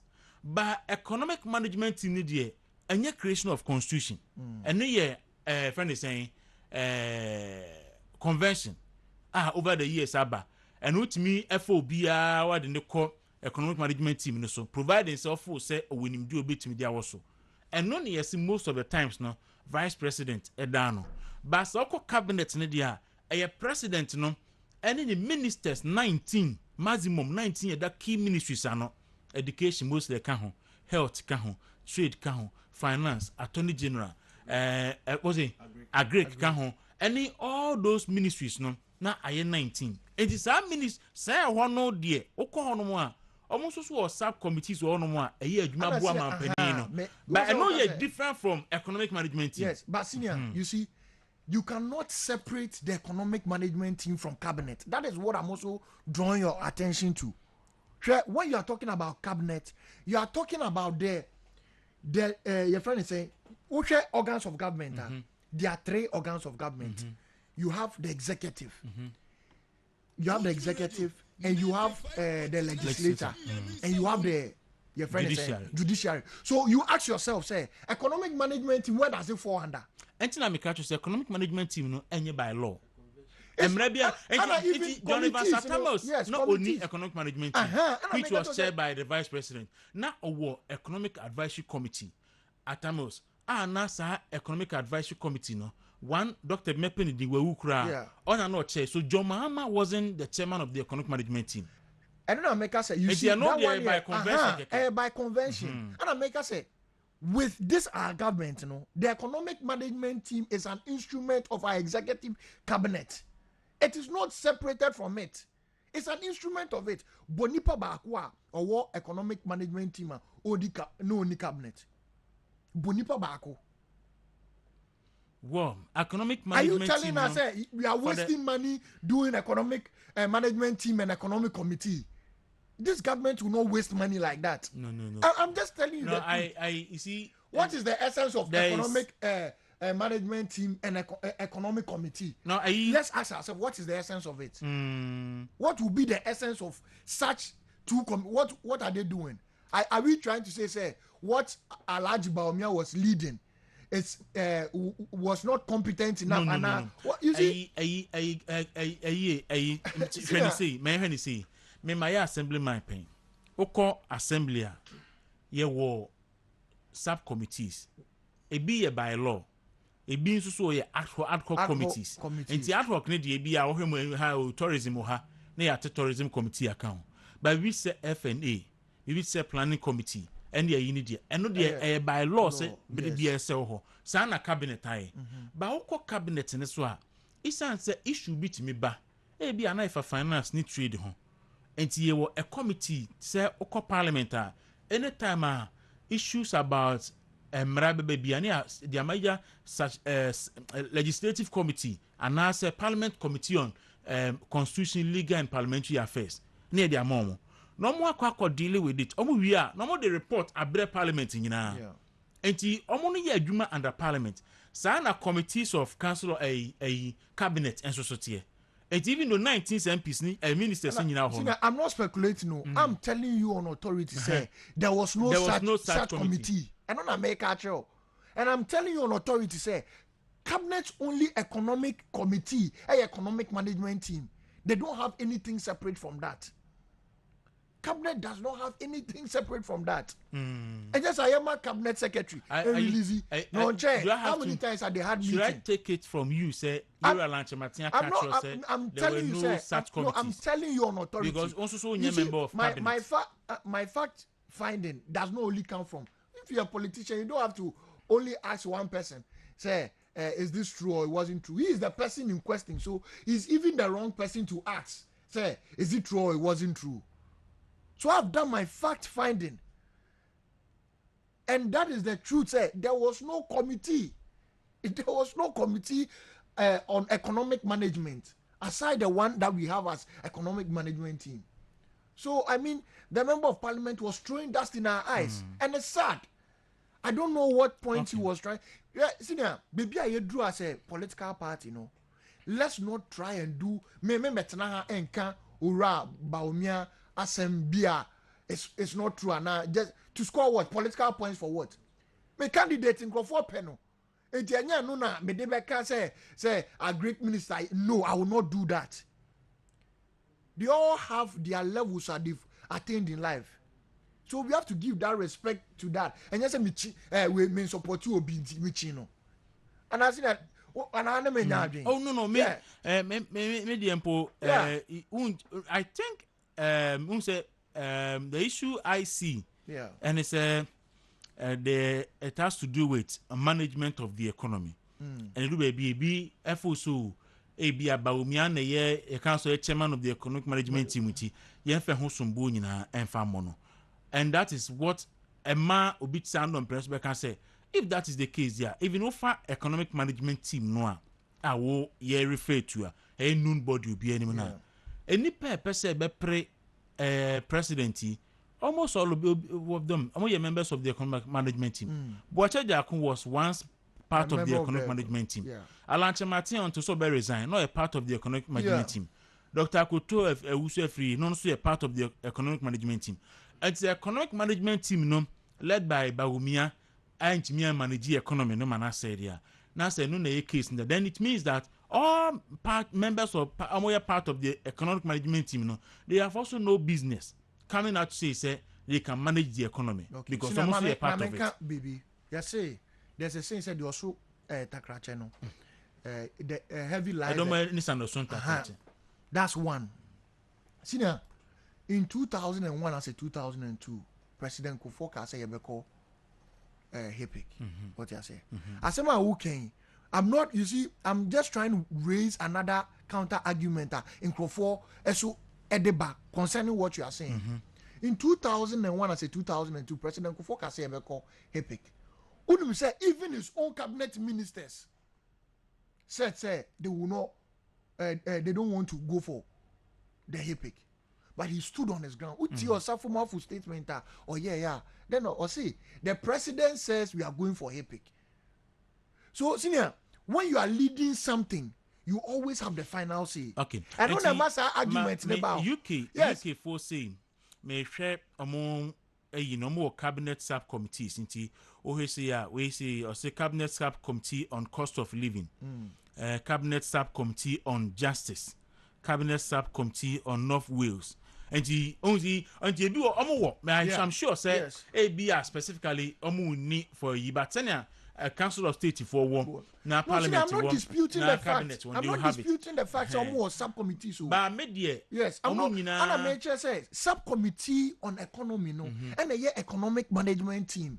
Yes, you see. Meals time, no more economic advisory team. Committee. Yes, Obiane di Oba or the Edi or the Betuso. And it was for cabinet. In fact, males at the end of the day, almost all of them are no more cabinet members. No more ministers. No more ministers. There be. But no form of any economic advisory committee. Team. But you were working for the executive. Who you Jumama cabinet? You are working for the executive.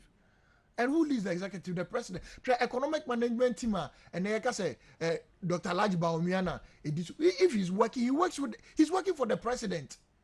And if he's working for the president, decisions be or baby, he has to consult the president. And I'm a what? Sure. He has to consult the president. The president will also have other advisors. Can Oforiata Hobaye, Kwaku Ponkruma Hobaye. Yeah. Ghana, Ediko IMFCC. Yeah. Okase, the president has directed the finance minister because finance minister know why we are to say, Uncle IMF ne, Uncle IMF. But not president now say about the necessity say see a call IMF internet so pushing the nucleum. Okay, so a statement signed by Mahama Yarga at the economic advisory committee Dr. Corbin Nankani on another chairman took be afede no kahom Mr. Emmanuel Ablo no kahom Mr.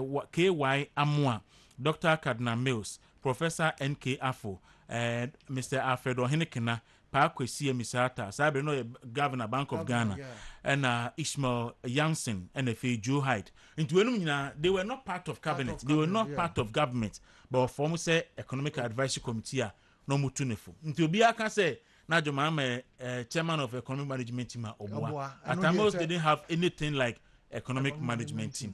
And no crowd intimidate Medabia me can say Aba Ebe me intina me mostly I mean, for now, best may discuss it because time in answering. Time is soon. But every time we catch aspirants, especially more moody much in the same. And more campaign more money say. Obi here will be. Yeah, exactly. I launch Martin to mean campaign. Uncle digitization, Dr. Bawumia, a champion, the benefited their break Ghana for any. But we meant me campaign. On camp a 1D1F. Alan contribution after contribution AMO May. Omumi enu ntimi nkwa abro monka Dr. Kuto say planting for food ho asem. Anywhere house is ho asem. Inti ebe better say. Omu nyina chitafo. Omu podo omu ni problem chitafo no titiru. Ebe decent campaign. Send ebe ya obi a obewi ni bia no. Main election no enkoye den ma no. Because enema Ire Kufuor the presidency delay 2 terms. And some more no party for can find ho. Inti NDC for general platform so say anyame na meka you Kofi Kumsen say Akufo-Addo be president a ontimi na enyame na mekan yo ne party for ataka na di say enya otamakro say that's what they were doing friend testimonial propaganda and most say mo ho a ombe tia mo senior we dey mamenka bibi you see I'm a young man but me ne Alankojo Chemantin nanti nansen asema working eye ade a eda na kuma so o say party no yenyina ye party ma o ana omo a omo contest ne party this year nti so wo se wo pema asema ana obusa ye say what say maka obi hu asema party ni da ana even NDC fo aye ne omo na what say ye ne omo contest what say me biem anu aka o say enu anu di giant na say ada ye be bie anu aka bibia ensem fatam fa candidate bi no sa da no na ohu say because he wants to run a decent campaign. And so Okache say focus on the issues, don't focus on people. On people. Focus, I say, focus on the issue. Don't focus on the on people. Mama uni akwaba. Obi say Bachenfo na me kana say Bachenfo was a staunch supporter of Ira Lanchemartin. And the Bachenfo because of in some Kekente, no a deputy NDC regional secretary for Ashanti region. And there were free party no or no do party no also do Lanchemartin. But Odi Akufo-Addo atemna. They were Lanchemartin. Yeah. Ojana and Lanchemartin the minister Akufo-Addo abem. I a cabinet minister. But now what than NDC ni. Character. Ni character ni credibility. Ora Fred Buadi Martin. Na apomo ti saying. Me you say ekoye. Oh, Yamiadum pa. And now I think that Nsheshe Papa you are Dr. Uso Free to this go on. Sell an aduane go so market. Aduane go so market. Yes, yes. Na ope o me aduane na sisi a waje. Oh, Kwaku. Oh, sir, Ghana eyo maya ne kra ne yenka enkyere ho because social ye agrarian country. Ye kase ye chana ye resources ni ye energy akọ agric sector emu be din ye pa because so hwe amama ya kase bebre atumpon a omo de agriculture na omo de apagya oman no ana se ye hwe yura Dr. Uso Free Akoto enyema ode agu akwan mu a twa ne twa se etese oba front line na ono kasa no po obeye policy director nankasa because it is said yet me set our priorities right. For instance, so share planting for food and jobs here. I am pimping now. Bibrina feel say it is all about food, but it goes beyond food. So there were 5 models. Eshasi. Na mayanko food kwaku. Oh say Ghana. I am pimping no yakase. Me we mami shower no kakra me kase me jamo akọ food ahwe ya na wache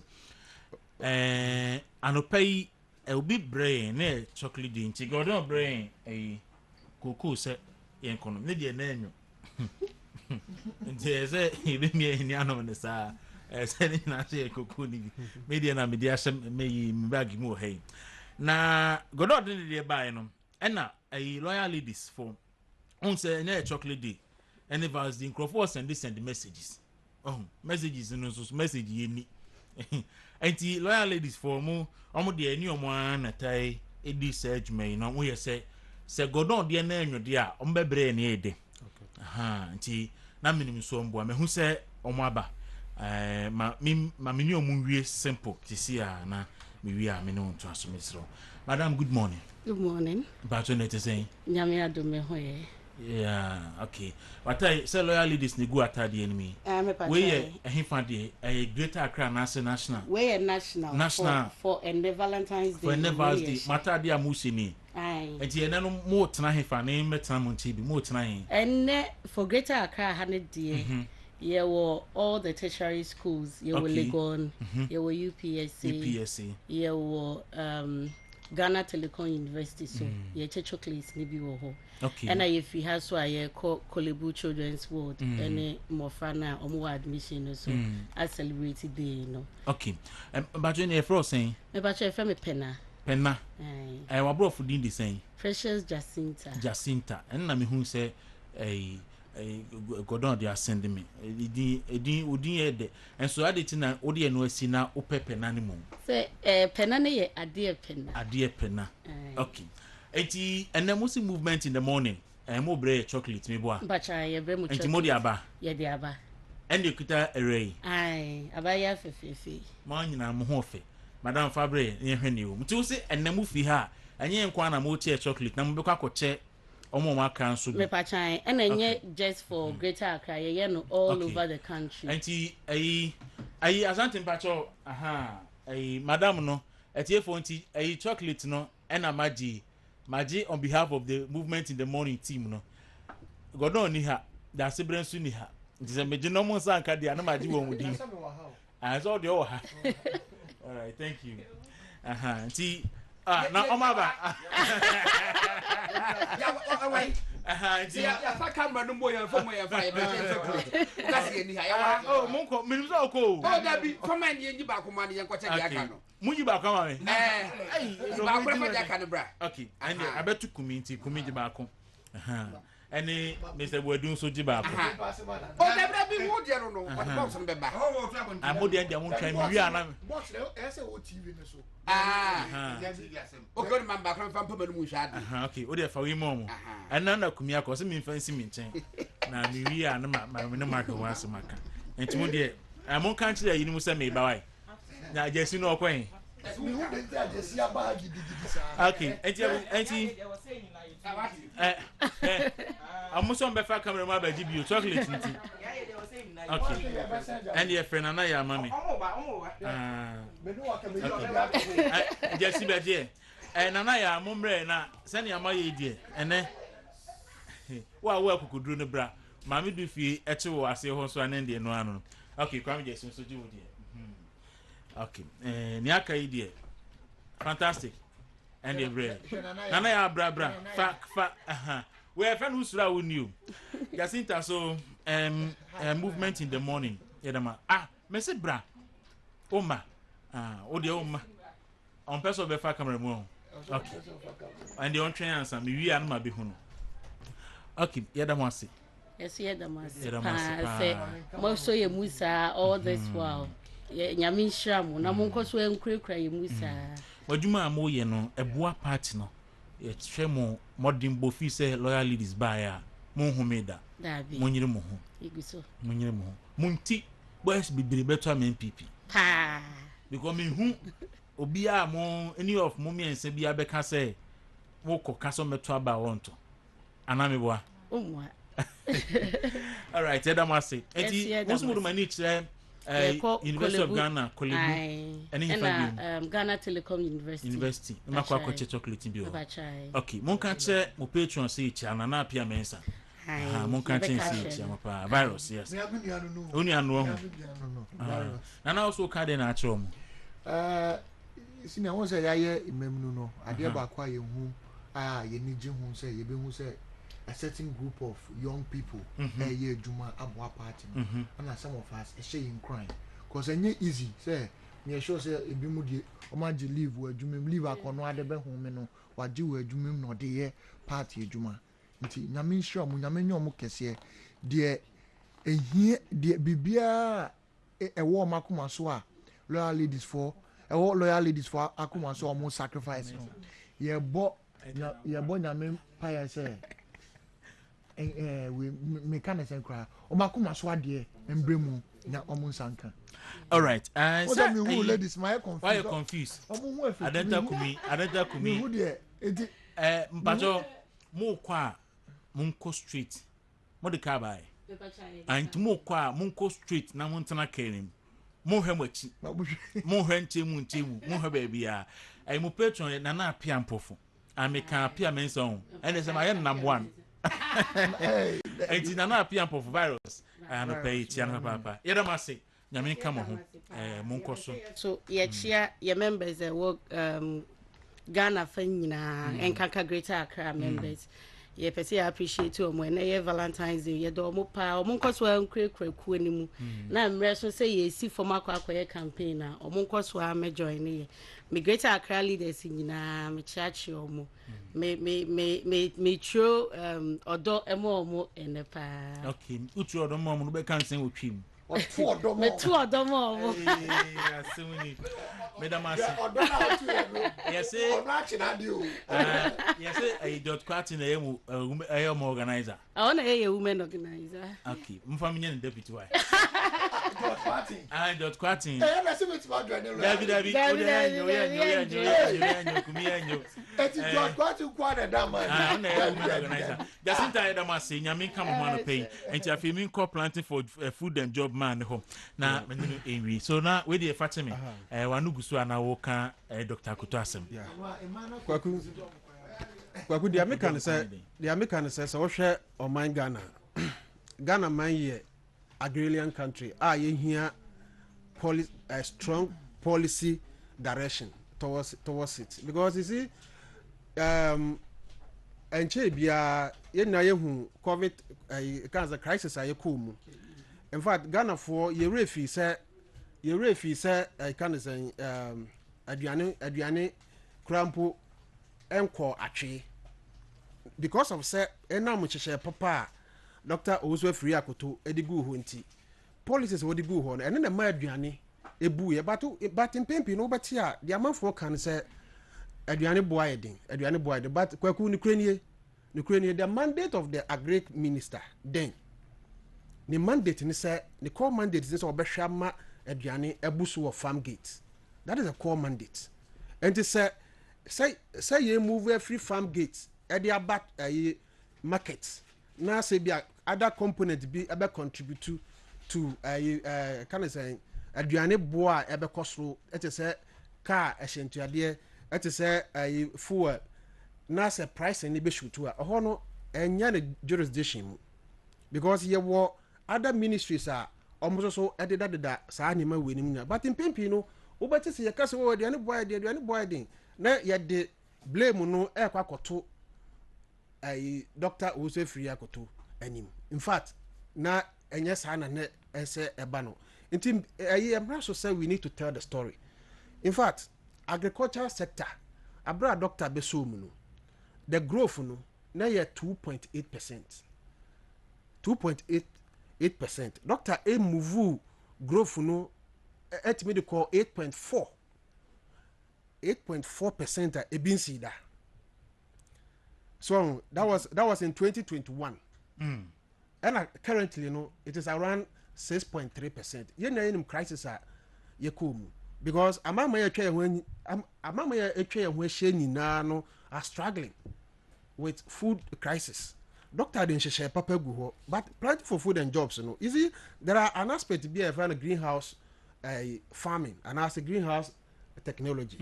And no. So we share vegetables so then as if no atoso there because maybe a chair muna you was in toast that was in 2022 in toast be short 2 year within a space of 2 weeks na in toast a bus system ni na ya share papa Dr. Owusu Free Akoto edi go what I friend greenhouse farming and as I share railing for food and jobs and so and also another aspect is it Kwaku say ya hanom no our livestock no bit to say odwane aponchene yankoko no ye breed no omususha nti doctor yes no or can say or ye be kra breeder esoso na ye distribute am farmers so nti say wo farmer no wo gi breeder so no na say ye okroso na so wo a then ne ba no wo de be ma aban na aban so de ama wonu abiem is it the essence of it ni say ebe ma aduan ebe ma enam aba system no na breed no so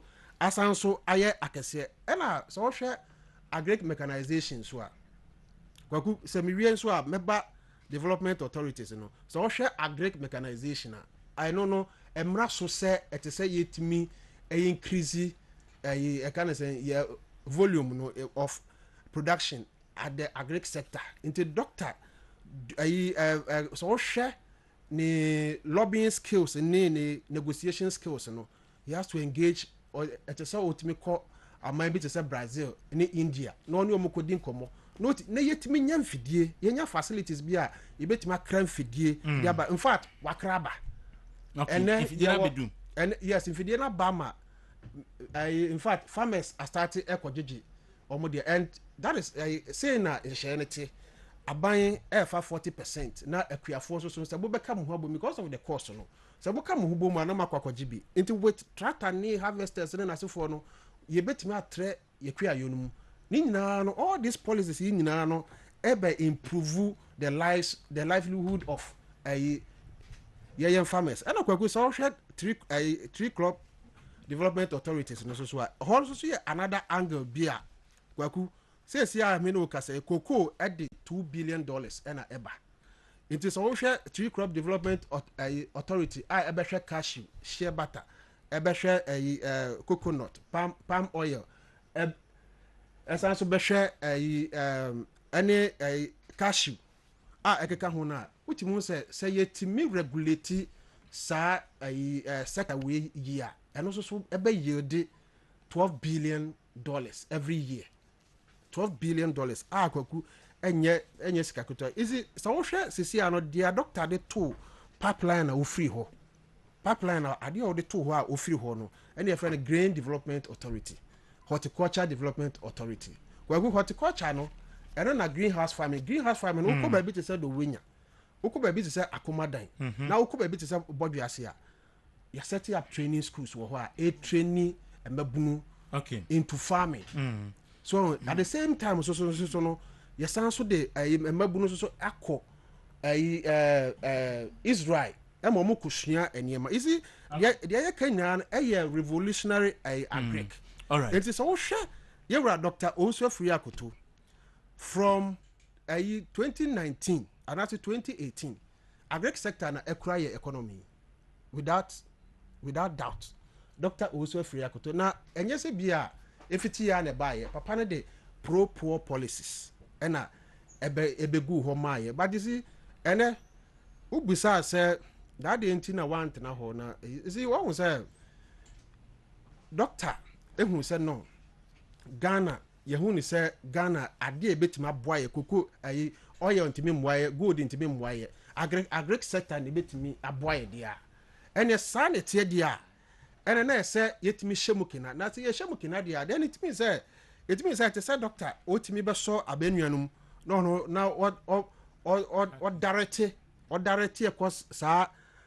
direction no me kai 20 doctor say 2020 elections abra no all call rounds no doctor say oye observation bi ohun say na say grassroots no omo edwa kakra is it doctors also no ne fruma every grassroots ya na bi kan say edu tradition we so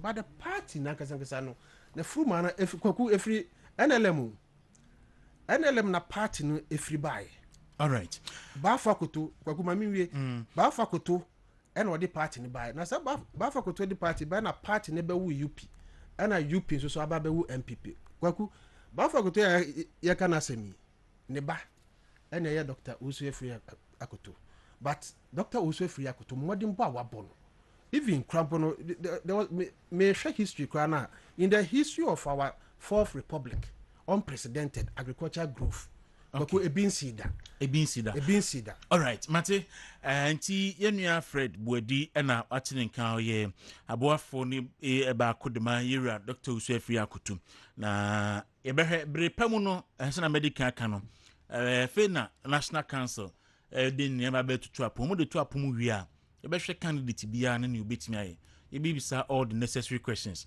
na yetimi ashipi the conversation na yenya a leader obetimi aboa ama NPP break 8 no Time Herbal Center for say memo asonte say ni am the Time Herbal mixture bedwaman so pacho obi a wanum ato obi a malaria ato wa honam ye wo ya oda sore a na honam nyina adwan honam nyina tutu pacho waduro Time Herbal mixture dura pa maunsanka bi be ma obetimi anom oba obetimi anom malaria nyarewa ekuni papa baako ewo ebibire mu han no na Ghana so one of the 10 countries malaria kuni papa ntimi so mansanka time heba mixture ni bi ebeboa patro people pe to akoton okan shi drag green kings walk heba repart ventures rejume and zedos heba sama phone com Ekus Pharmacy, Bay Class, Larry, Nevidama, Tribe of Judah Okaswa, and a Pharma Trust, and so Ewo Weda Johnson for 0244 417669 0244 417669. Patros and Sumami said Spanish triple power combined, and so Edin Drumi no Abedwamaison, Spanish Gingo capsules, and no air anti-aging. Say pese ubeni watwinkam wabada da uhia said dribi. The bia we fresh, honam sardine, honam so, wadwini mu da ho, anti-aging.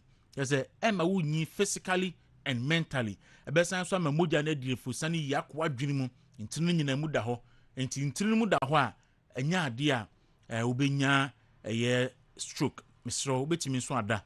And a face Spanish garlic mixture, and garlic bitters no. Mo bia wonase atata, obia wo ye adwuma hakra bia no abre. Ubi ha cells woni mu no nipadua ni mu na weak nti ya da bia no yare wadura wo hia enim ete o blood pressure so ete cholesterol so common cold ebeko bad breath ebeko menstrual pains ebeko and if skin itching enso beko so what's our problem sibia wetimi afro no match your kan dey aduru ni be adwuma 0266 114111 0266 114111 PFA pharmacy Colina Heba Danny Heba, Freddie Men's Heba, Misty Heba, Afike and G Heba, Nisi Pharmacy, any baseline pharmacy, ni baby a 200 bianso, or qua on sa ebekebi. Kumi, me a man penny se enche, or how or may ye namwe, you be free mu, ama Ghana for which me at home. Debt exchange program so, and dra and pay finance ministry issue statement say Ghana, yet me about 80% success. Na odomana se na ya ben IMF program no nti nea ono so dia to dwa nti emfa mampani dia o ka se very soon o may betimi akọ nkunimdie mu sina wenka ni mi no mbo man o betimi aka mi no abo okay the other topic as well second okay sina first of all adia mehu ema menije pa ye say a leader anaya mampani nanado obekasa na wasa hye nkran because senior baby a yedru no enye baby a na ye pese yedru as a political party say your promises are ye yes ye ba mu ya ye adwuma de planting for food and job and na senior meboa one district one factory ye after Africa trade nyina headquarters abeye Ghana ohwe free SHS ya ye adwuma but ye adwuma na yesikasem ebe bibi ewo ho a na ebi mu so abem ebu but the a year in such time no it is say wako warfare and wako war ye ka jo say mu aye din o okunu mu aye din okunu mu aye din sa insurance ana encouragement ana asema obi betima kama ubu beto uyim no eye asema ehia the message of hope. So I'm happy say the president is reiterating because ebi mu bekasa and our former president ebi mu bekasa eye doom yet say ye nuamu ndc for kra kasa and they are running that. You see, so a drew baby. I say you need that. You need that cold water to quench your thirst. So, I mean, me president and I can be say ya. I am not yeniaje, but sometimes so can not or the racial phoness and your man afim. So shaky up system nim, you know, or shaky up system nima. Even those who are working one will even set up more. Because ebe say ana racial for so ya de ankofo ebusa ye hu so aye shake up kakraba shake up no betime shake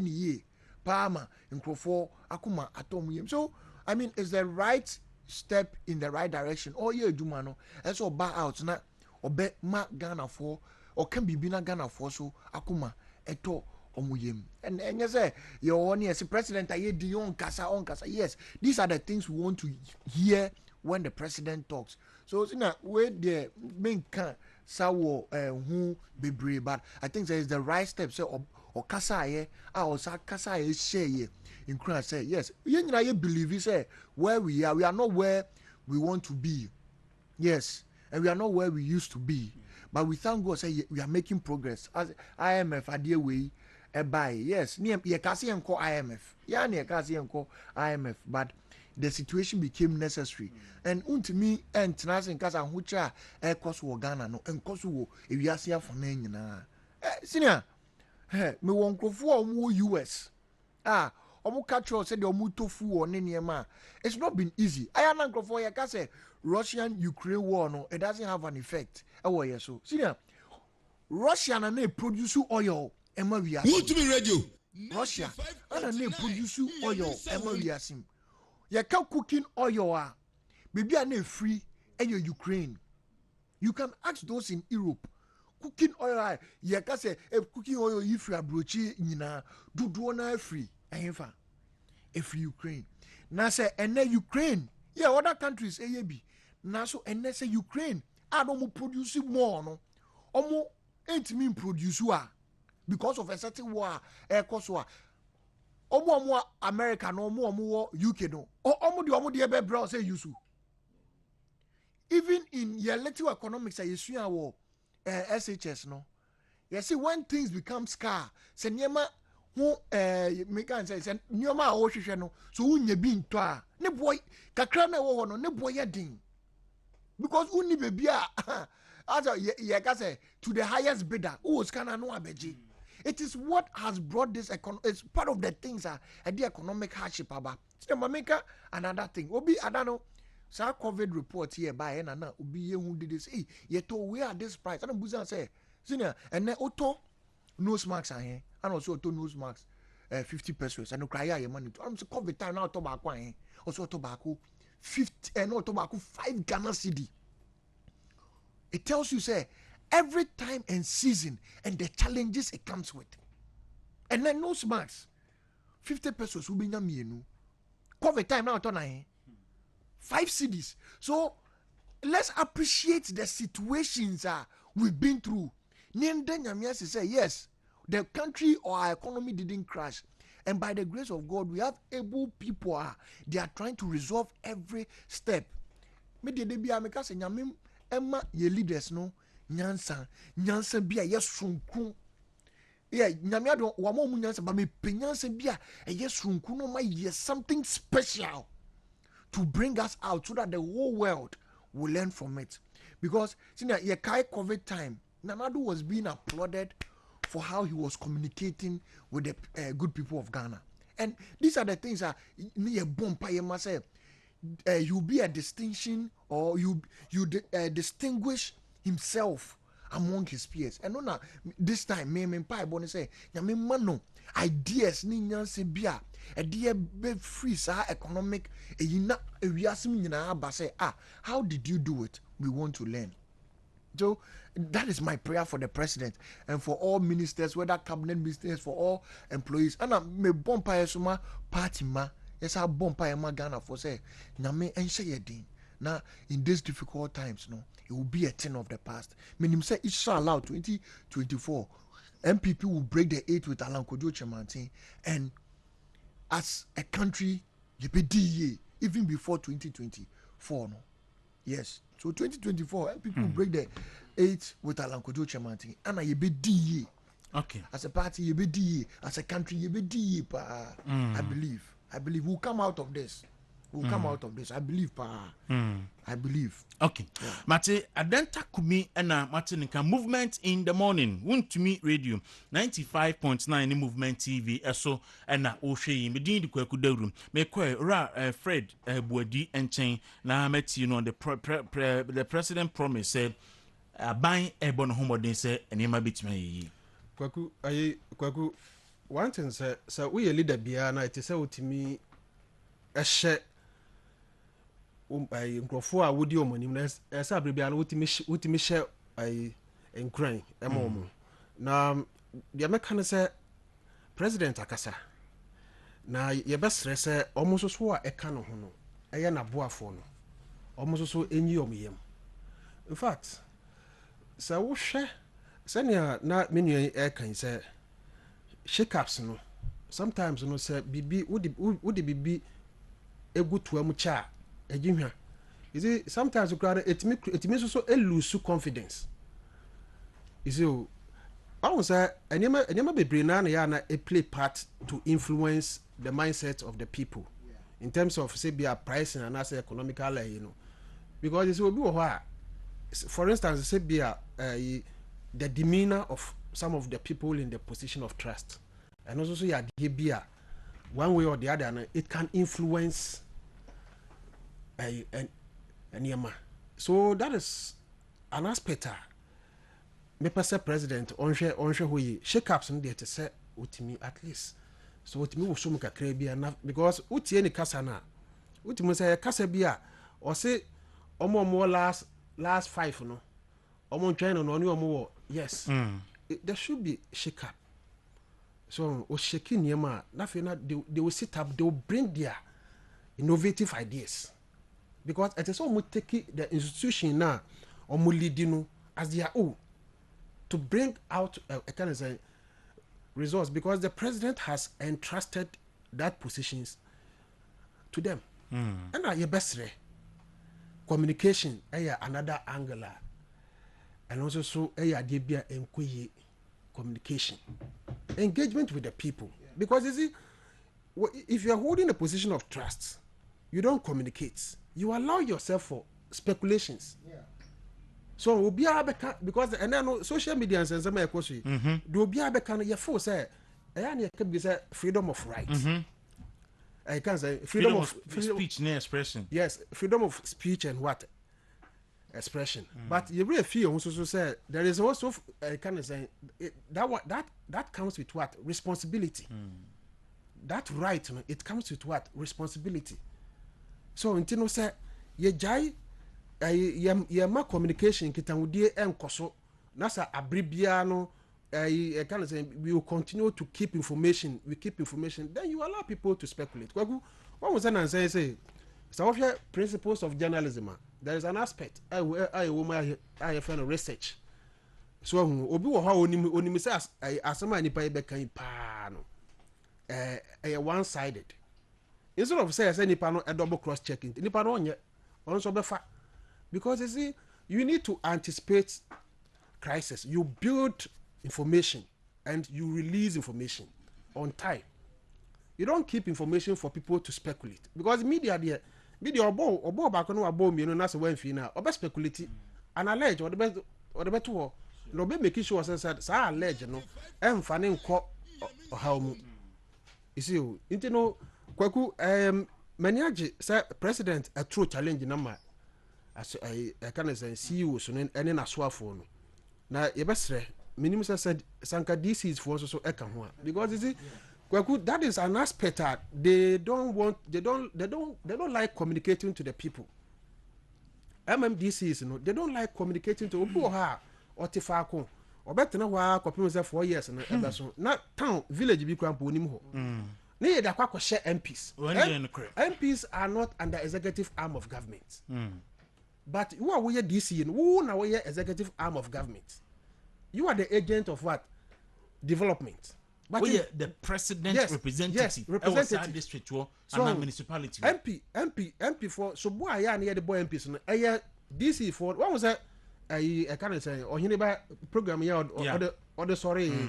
What was that expose DCs for bibri. Obi wa krampa watna district capital baby sa onim village be within the Dr. Uso Free to nhihye ya oye as I said or they improve the livelihood of the those in the farming communities. But obi wo ha doctor no you be na abribia no okọ I can say hinterlands pa but obekọ no ultimately say this be wo ha he doesn't care. But obomu say or appear before or hineba program no akọ twetwa ne maybe say I can't say achievement. You see, but they have to develop innovative ideas. At least they can engage on exchange programs.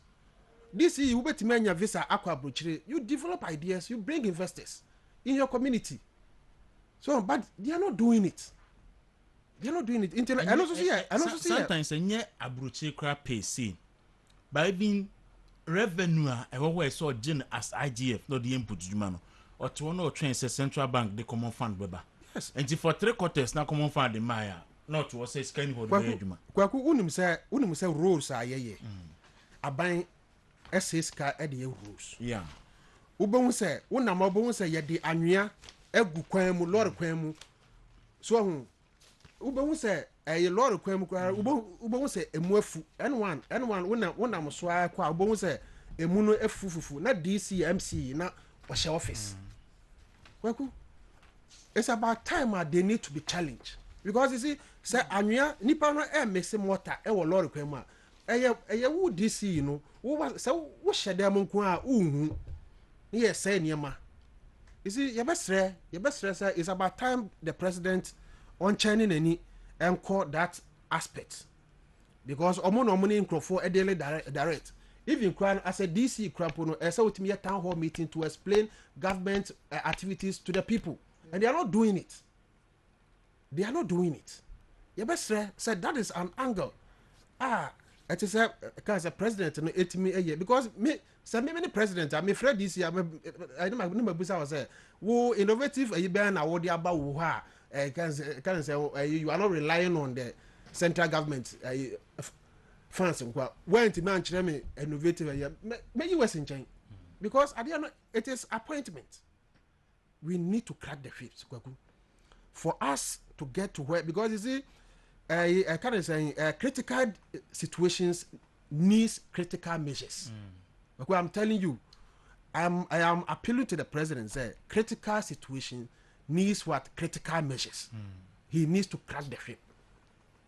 He needs to crack the whip to renew confidence of the people. Because you see, there are nipa bebre na as nipa bebre na yeah because and social media insult here and there. It is because people have lost trust on not on the president but on the demeanor of what some of the office holders, people in the position of trust.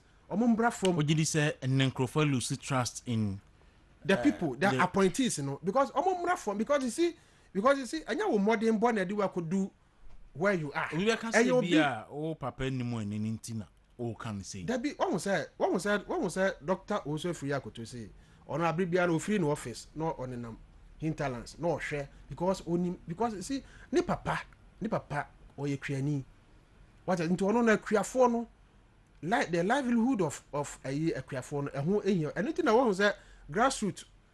So you see I don't want to refill our kind of say strategies, but you see politics today it is about what? Relationship. I'm telling you, if you fail to build relationship and wait till at the 11th hour thinking say nipa no sabe nipa na asaya, this time around people are not going to jump into the bandwagon. Na say okodu office one so yeah obi animu no, he can't even go cross the barrier.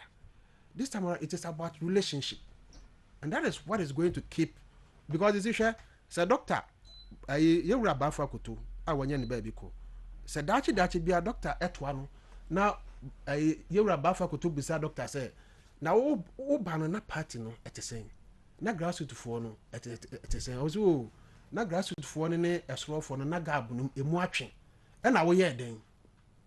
You see, that is what has prompted doctor to come into the race. Okay, because I fuma say ufo say change eba at this point. Now it me ginger the grassroots any party need support from Ghanaians. What if say president also think say nipa who is here no the donors will hear adwuma. Almost say Kwaku ade ba ko a ade a em say president adwen nyanko so no say wan hwe ni yi a ebe kakra no se wo benya edom edi abo obi echi dom akọ preposition no, because you see enipa dodo na support to president a toile here a sacrificing for the president. Na say still you are maintaining the same crop of people for the whole 8 years. signal ben na obes can say Kwaku o send it signal ben because who could hear ha edu so endu so bi anase we ma me question bi say no say is it because of say a Greek minister bi a wo gidi woni mu no wa resign na wo ka say and a Greek minister gusuma ka be ka say enye reshuffle ni enyi ne firi wana Kwaku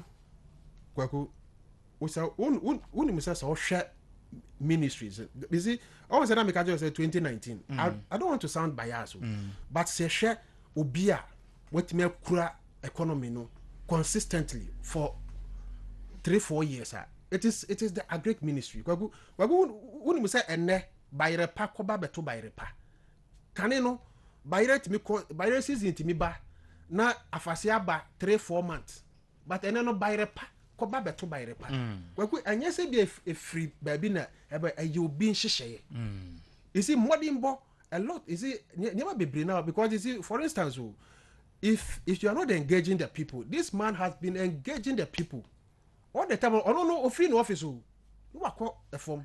Okay. And even crampono I dear crampa na enhye na price na enhye na simple Kwaku or making sure say food retail centers you can attest to it. Na brother you turn brother 10 cedis, 15 cedis. Iris why 25 cedis. And buyer any oil and as for that was an initiative. So it tells you that this man care for the livelihood of the ordinary. And that is why because that is a papa I don't know but this man is not thriving on ni papa but or the one kasaye. Okay. And then the issue about DDEP Chief Justice Ekoye picketing Ministerial who videos, no who pictures. And Crawford can ask him, what's your take on that? Some way there, Maka say, Asama Edding Pa say, Ubiabe can want him. Because, first of all, Sikasem, Senior, Sika, Emma Ubi, Ekuku Ubi. Sikasem ye adia, yemfa India grow. But so ye penny so ye chese penny do manti intina make us say edding because the interest ma many years no so vital ma sika sema nkrofo ti intesu kokko sika sema nkrofo ye nieme bi a wa unim obi o wa woni bi obeti wo for ne sika ho no as who spirit na hwesika kra ma obi ko betray Jesus Christ nti sika ye asem peculiar ye kan one asem we have to be yen kan no krese de tie but also on the other side no ye hwe nipa ni status ka de yen yamamrem ye chen se peni die mante nyoma bi wo wa na me I feel so let me even start with Ura Gabi Ochida Kun Kasano.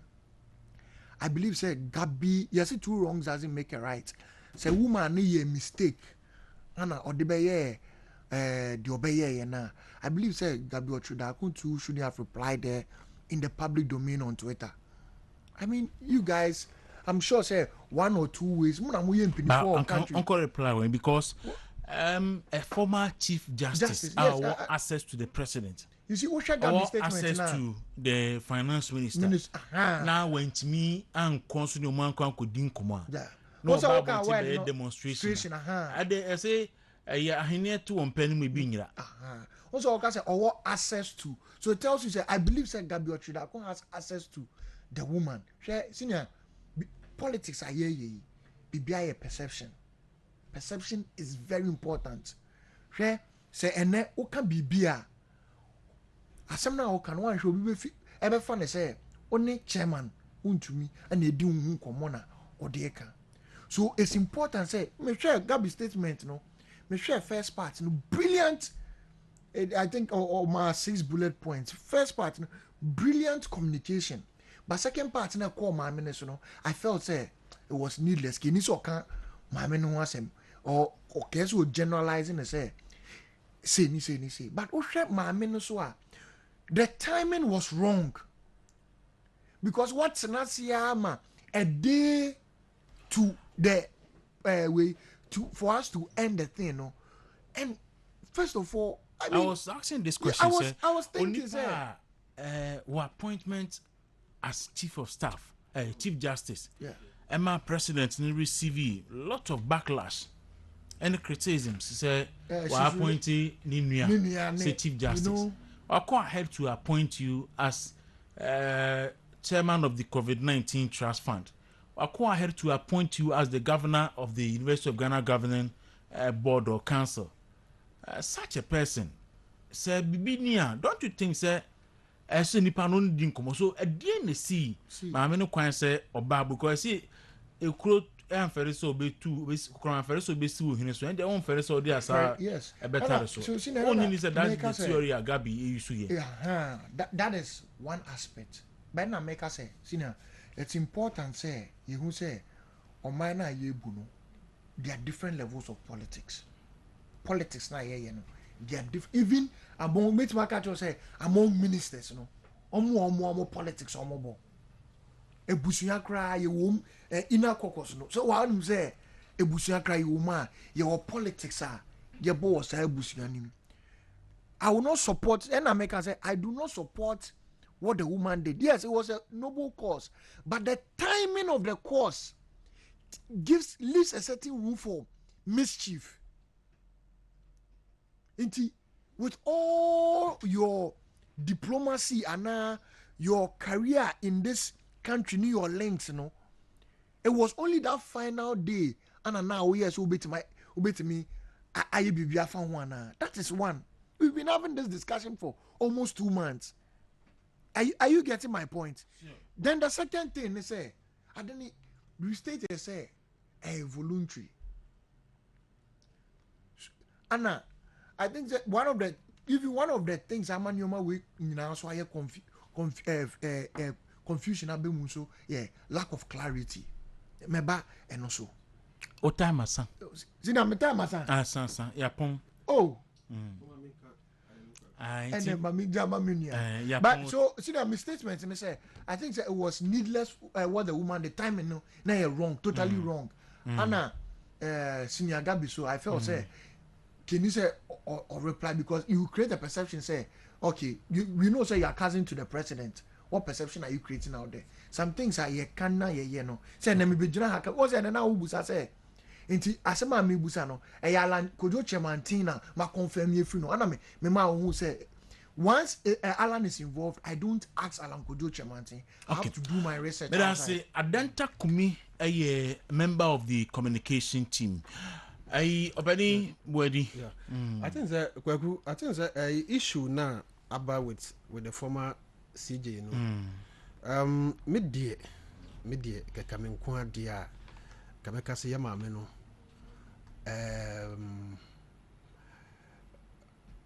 Oko too far. He went to the stream because the air can say he has the access to information and kobet my because utie any lines of words. What you say? Ono ye lawyer or a trained lawyer and judge.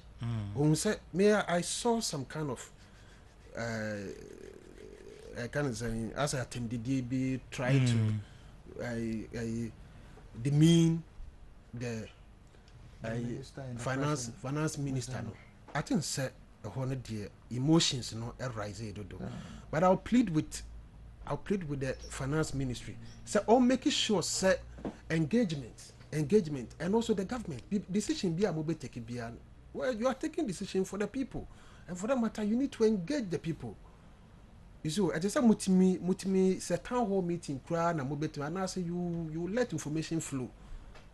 So say the better people can be I kind of saying people can access information and also understand it well because the I mean when it's as a former CG what you say not information no on shada but out of emotions they be the amount for kikane na for and more no so area ti nti Kwaku ye besre say adwobrɛw embra na me sure say president ehia ne me sure say ade bibi pa bi ade asomdwie ebaba nti no ye no ma ye toto bo won chen no so no ye nhwe na Kwaku meko no the American say Ghana yenya regime na enche Ghana baba ye agriculture country revolution no eba de damase. Okay. Yeah, so yada say ebusanti yabedwafo na no pay mate omunkan aseda enkoma Asante Eric Yima ene Martin ni cooking ni team technical team nya DJ Ochemada na aseda ebi nso ase aseda enkoma fantastic nanaya ne Cassandra ene Isaac enso so kwame jesi ni mi producer Gordon Asaribidi akon ene da asebre me do ma se midin edi Kwaku Dawuro yenko en tun so pese obre chocolate ni bia ye beje da loyal ladies for ase se anopay omo so de chocolate enso ebre yem ene ye da JK efon so ase se anopay so omo so bre ye aduane ye dumasi nyankopon ama